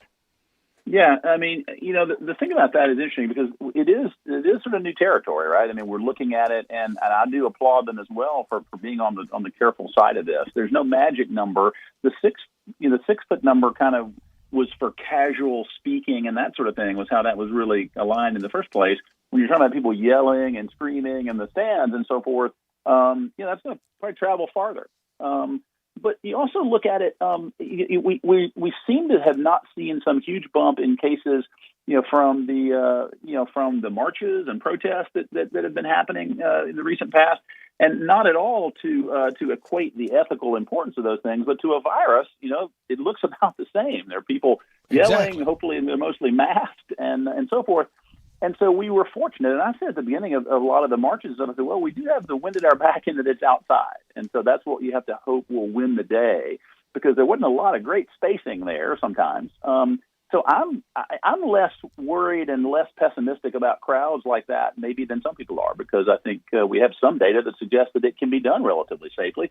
And if we don't get cases, and presumably they're going to be screening and looking at some data on that, they might be able to move it down, but it's virgin territory. We have to be careful how we do it. It is, I guess, 12 feet at the moment, and that's what they've done with 901 FC. Do you think that has been pretty effective? I've not heard of any COVID case from any of the 2 games they've played at AutoZone Park yet.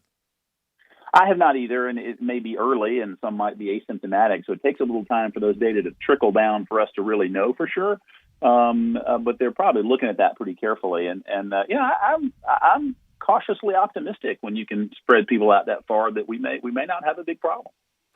Dr. Threlkill, I've asked you before when you've joined us in all the years of study and medical school and all the symposiums and reading about pandemics in 1918 and the Hong Kong flu in the late 1960s that we all remember fairly well. What is one thing out of this that it's really waylaid you, that you thought, holy snikes, never saw that coming? I mean, there's more than one, I think. I mean, the fact that, there's so much asymptomatic spread of this is a problem. Heck, we saw that in HIV, but it was spread over years, so you couldn't really tell that at the time. But that, which makes it very hard to stay on top of. You're on your heels when you can't tell who's giving it to whom. I mean, that's a very difficult kind of problem to deal with, right? And then the other thing is just how widely this varies. I mean, some people, it'll kill one person and completely spare another person of the same age sitting next to them. And then they're further a very wide array of symptoms. It's not just pneumonia. There are these weird immunologic things. I've got people with neuropathies. Their legs hurt terribly after they've gotten well. You can go on and on. There's just such a wide sort of variation of stuff that happens with this disease. It's like nothing we've ever seen before, certainly in our lifetime. And I think Tony Fauci and so forth and folks that are on top of this nationally say the same thing. It approaches unique. It really does. And we are trying, I think, to learn to live with the pandemic until we have a vaccine or a treatment of some kind. We'll get into that in a minute. And while we're trying to live with it, we are endeavoring to play things that we love, college sports or pro sports. And we see baseball's had some struggles because they were not in a bubble. The bubble teams like the NBA and the NHL at this point have done a good job and have limited exposure to their athletes. We are, because the governor has said so and given an exemption, we are going ahead with high school sports, even though I don't think have had contact yet, although some schools may have. What is your sense of that? Are we really going beyond where we should, or do you think we should wait and see? Yeah. Leaving aside the issue whether some people should have not in-person classes and have in-person sports. That's a sociologic and other ethical aspect of that. It's not my expertise. If you look at the medical part of it, there's going to be some risk in contact sports. There just is going to be a risk there. Now, a lot of it's outside, right? You look at football, for example. People are outside. That's going to be a big help. Same time, you do have contact that you might even swap some saliva when you get a good hit in somebody's face mask. You're going to be huddled up in a huddle with people breathing hard from the last play. There will be exposures there that are going to put people at some risk. There's no way to avoid it. I mean, baseball, you pointed out, we're already having to lock down the Cardinals and some other teams. And, of course, they don't even – I mean, aside from the occasional play at the plate, there's not much physical, heavy contact in that sport. So you have to assume that a lot of that stuff was from team meetings, from people being around each other or families in those kind of gatherings. And so that leads to the point of team meetings and so forth. That's something that's going to be a big problem. And there'll be some schools that can more easily afford doing Zoom offensive line meetings than others. There'll be some equity issues there. It gets very complicated. But there's no way to eliminate the risk of contact sports for transmitted COVID-19 right now. And it looks like it may be a wait-and-see deal. And I think just like school itself, there's going to have to be a plan. And not just a plan to try to minimize the contact. Everybody's going to try to do that. But you have to have the plan to what to do when people start getting this thing on your team. Are you going to quarantine the whole team? Are you going to cancel a game? But those decisions need to be looked at carefully beforehand, because they will come on you on a Thursday night, and it's going to be a problem to make the right decision if you haven't planned hard for it. So if you were the consultant of the superintendent of city schools, Joris Ray, and I'm just talking high schools here. I'm not talking U of M. I'm not talking NFL. If he came to you, and we know they don't have the money to test, which is about, for a college team, $500,000 per year. But if he came to you and said, Dr. Threlkeld, I know you've talked to the folks on the board of on the health department, Dr. Haushalter and Dr. All of them. What would you tell him? Would you say you got to wait, or would you say go ahead? Man, making it tough on me, aren't you?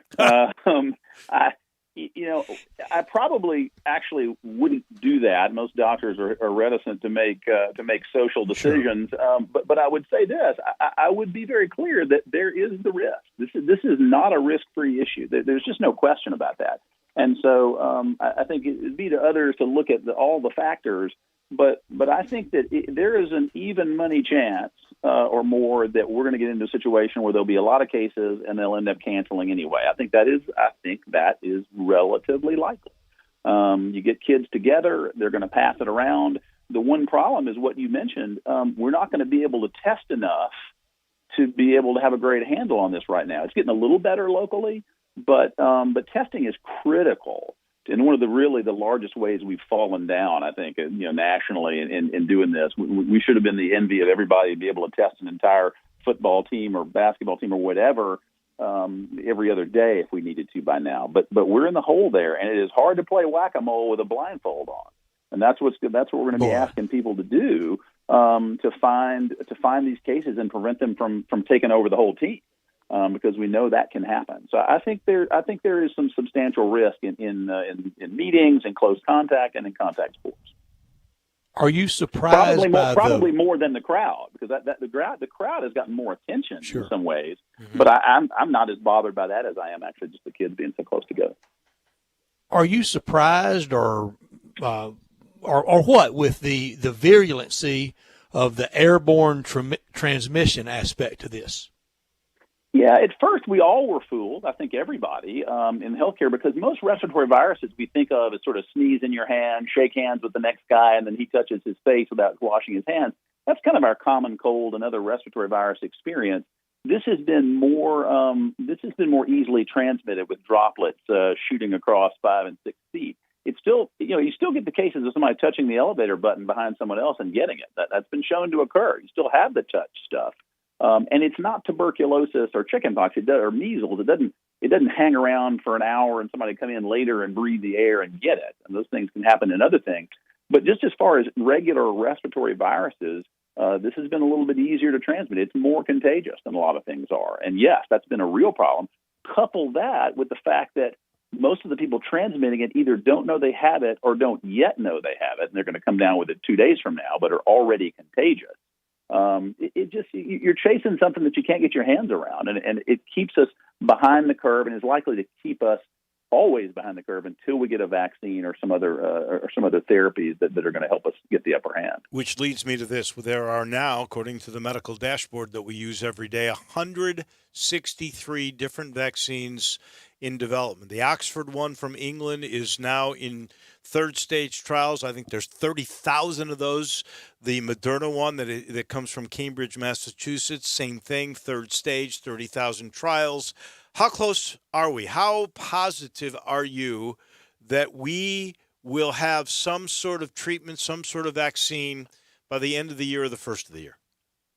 Yeah, there are always roadblocks that can come up, but it is unprecedented. I mean, you're talking about with the disease having been around in the 60s for months and things like that, it took 4 years to make vaccines, probably at the shortest. So this is an unbelievable progress. And I think it's important to point out to people because the willingness to take this vaccine is going to be just as important when it comes out. The corners have not been cut in the safety and efficacy study part of this. There's been plenty of shortcuts in red tape and moving things forward that otherwise would have taken longer, but they're having to go through all of the phases that vaccines always have to go through. So it's not like we're throwing this out there without studying it. That's why it's taking it as long as it is. But I think it's been an amazing progress, and I think there's not just one, but as you say, there's several vaccines that are getting pretty close to the finish line, and we have the government. There's one thing they've done right. They have gotten behind 3 or 4 of these candidate vaccines and are ready to produce them by the millions even before the trials are finished. And so they could hit people's arms pretty quickly after the phase 3 trials merit approval for safety and efficacy. And so and there may be competing 2 or 3 or 4 vaccines out there. So all of that is to our advantage. And so I'm very optimistic that we'll have 1 or 2 by early in the year. I think Tony Fauci has predicted that. And, I tell you, it really is an amazing thing how fast this has happened. It really is. Warp speed. Incredible. Is there anyone that you lean toward? Not that I would buy it in the stock market or anything, but is there anyone that you've looked at that you go, I think that's our winner? No, I wouldn't say so. I mean, the Oxford, the Moderna, the ones you mentioned, the ones that are already into phase 3 trials have shown efficacy already. It's just a matter of looking at broader groups of people for both safety and efficacy. You want to not just study the young healthy people, which tends to be the earlier stages of this. So these stages, phase three, you're getting out into some elderly, some morbidly obese, some different ethnic groups. And you get a better idea of the depth of that you can use this thing and the different groups. We may find that it doesn't work well in the elderly. That's what these trials can begin to show us. There may need to be more studies, of course, but we get the idea that, and it may be that one vaccine is better for one group and others for others. Right. That's possible. That's the beauty of having several candidates out there at once. But I'm very optimistic. And the other thing is the monoclonal antibody therapies, where you actually take antibodies that they clone that are ideal at binding and inactivating at crucial spots this virus. And those are in trials too. And that'll be, those kind of medications are changing the world of cancer therapy and others. They haven't gotten too far into infectious disease yet, but that could be another huge win for us in therapies, both to prevent the infection and to treat infection. And maybe for other diseases, using sort of the same medical philosophy. Unbelievable stuff. Yeah.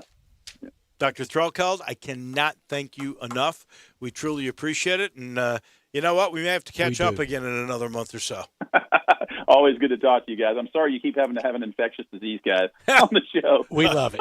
We love having you. We love learning, that's for sure. Thank you so much. You bet, guys. That is Dr. Stephen Threlkeld from his Threlkeld Group, and he is our infectious disease doctor. And Baptist Hospital. Yeah, and he's brought to you by Homer Skelton Hyundai and Genesis of Olive Branch. 2021 models, they're in. They're starting to arrive, including the SUV from Genesis that's coming. No one's seen that yet. It'll probably get here in September.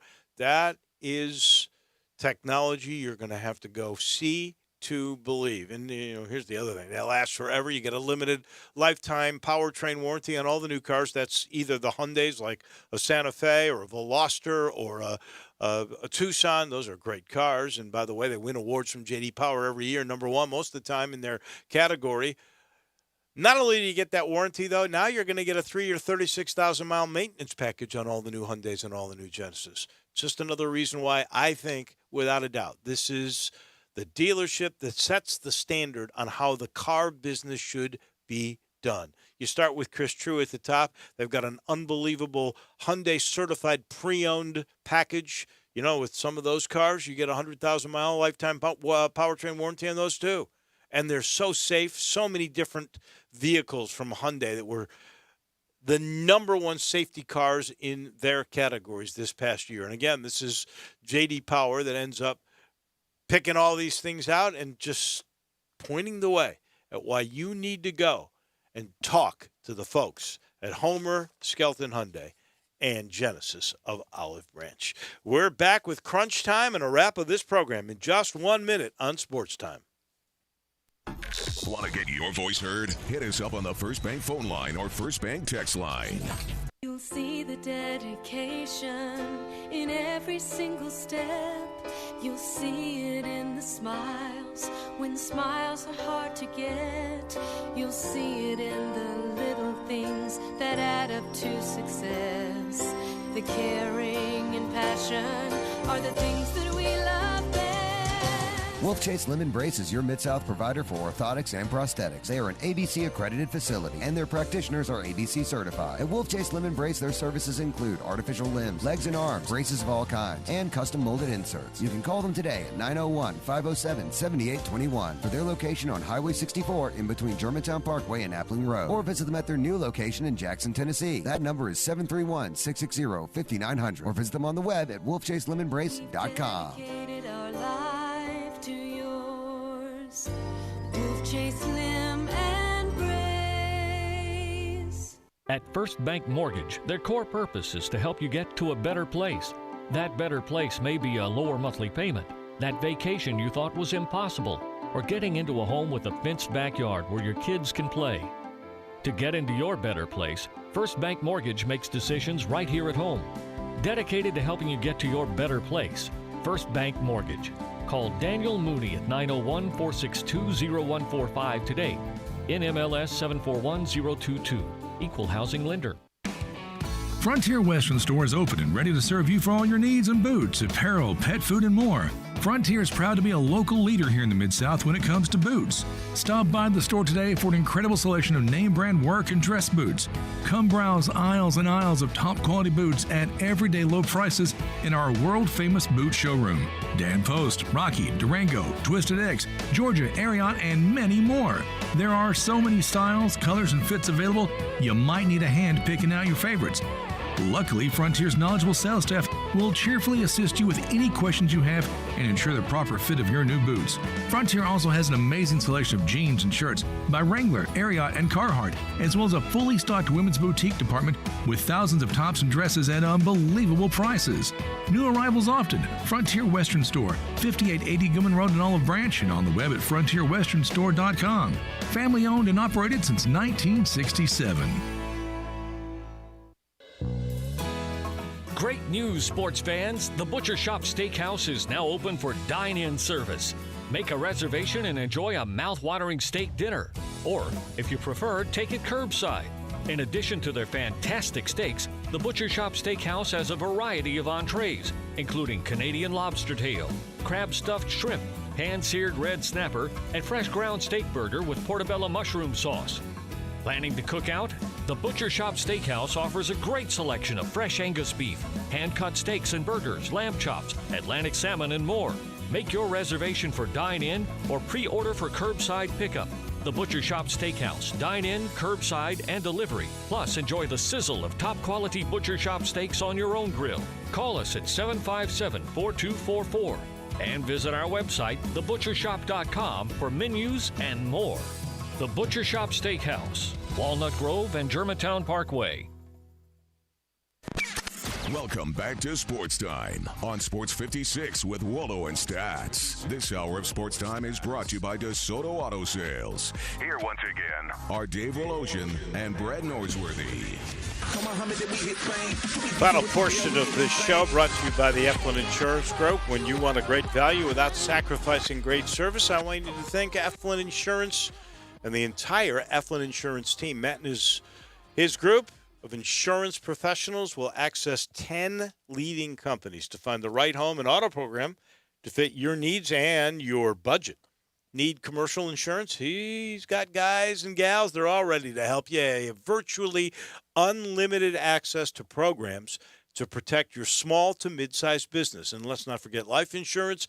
Eflin Group has you covered there as well with quotes from 15 well-respected companies. You won't have to wonder if you've gotten a good deal. You'll know it. Call Grant, Andrew, or Heath at 901-386-GER. That's 901-386-4777. The Eflin Group, proud supporters of the University of Memphis. It is crunch time.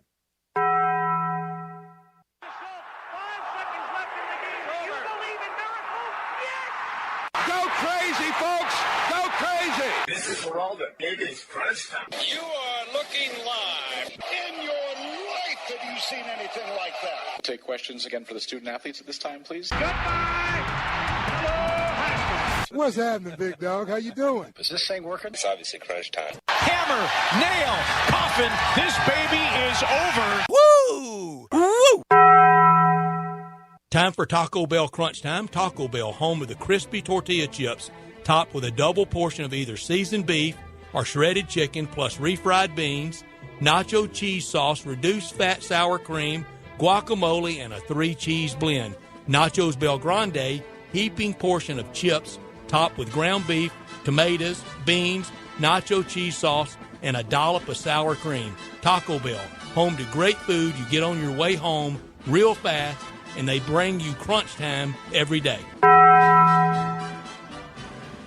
Dave, I learned today, Memphis, we're known for a lot of things, but we have always been known as this.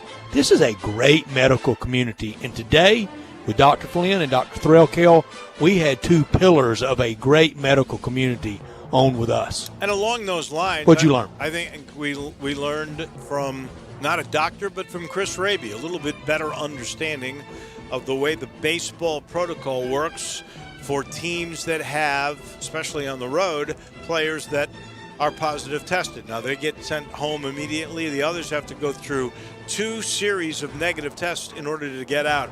That was the delay with the Marlins and the delay with the Cardinals. We learned that. In the meantime, we also learned 8 UCLA football players have just tested positive for COVID-19, so we're not all clear, but we did also learn today early the American Athletic Conference presidents, they say go on. 8 games plus as many conference games as you can find. What could you have done without? Player after player is now saying the Colorado State allegations are unfounded. Every coach has to be careful, and they have to conduct themselves as if every meeting is being taped, because it probably is by iPhone. I could have done without the Grizz losing 124-115, 0-4 in the bubble, and with the loss of the 3 key players, it doesn't look good that they will even get to the play-in, because now Portland's a game away from 8, and the Spurs are a game and a half, and the schedule for the Grizzlies just got harder. We thank TJ Reeves, John Goen, Rick Harlow, Chris Raby, and Dr. Stephen Threlkeld for being with us this afternoon. Busy show again tomorrow, including Laird Veach and Mike Oresco. Have a great night, everybody. I'm here with the great Pat Donahue from the Rendezvous Restaurant Shipping Department. Thanks, Brett. We've been shipping our ribs all over the country now for decades from our USDA-inspected shipping kitchen in the Pinch District. We hand-cook our ribs in pits that Mr. Charlie built over charcoal, just like they do at the restaurant. So what comes in a rib box? We could do pork shoulder, we could do ribs, our sauce, seasoning, baked beans, coleslaw. We'll even throw in Pancho's cheese dip with our nacho boxes. We also put a bag of Rendezvous seasoned popcorn, heating instructions, some chef hats, some wet naps, and some other helpful tips from our kitchen. We ship our ribs overnight, exclusively FedEx. And we put them in nice packaging. We don't ever want to use styrofoam, so we use corrugated cardboard, actually 2 boxes that fit nice together, so the ribs get to you, your loved ones, or your clients in a safe, wholesome manner. Rendezvous ribs are perfect for out-of-town clients, customers, loved ones. We also ship ribs for any occasion. Where do we order these great ribs? You can go to www.hog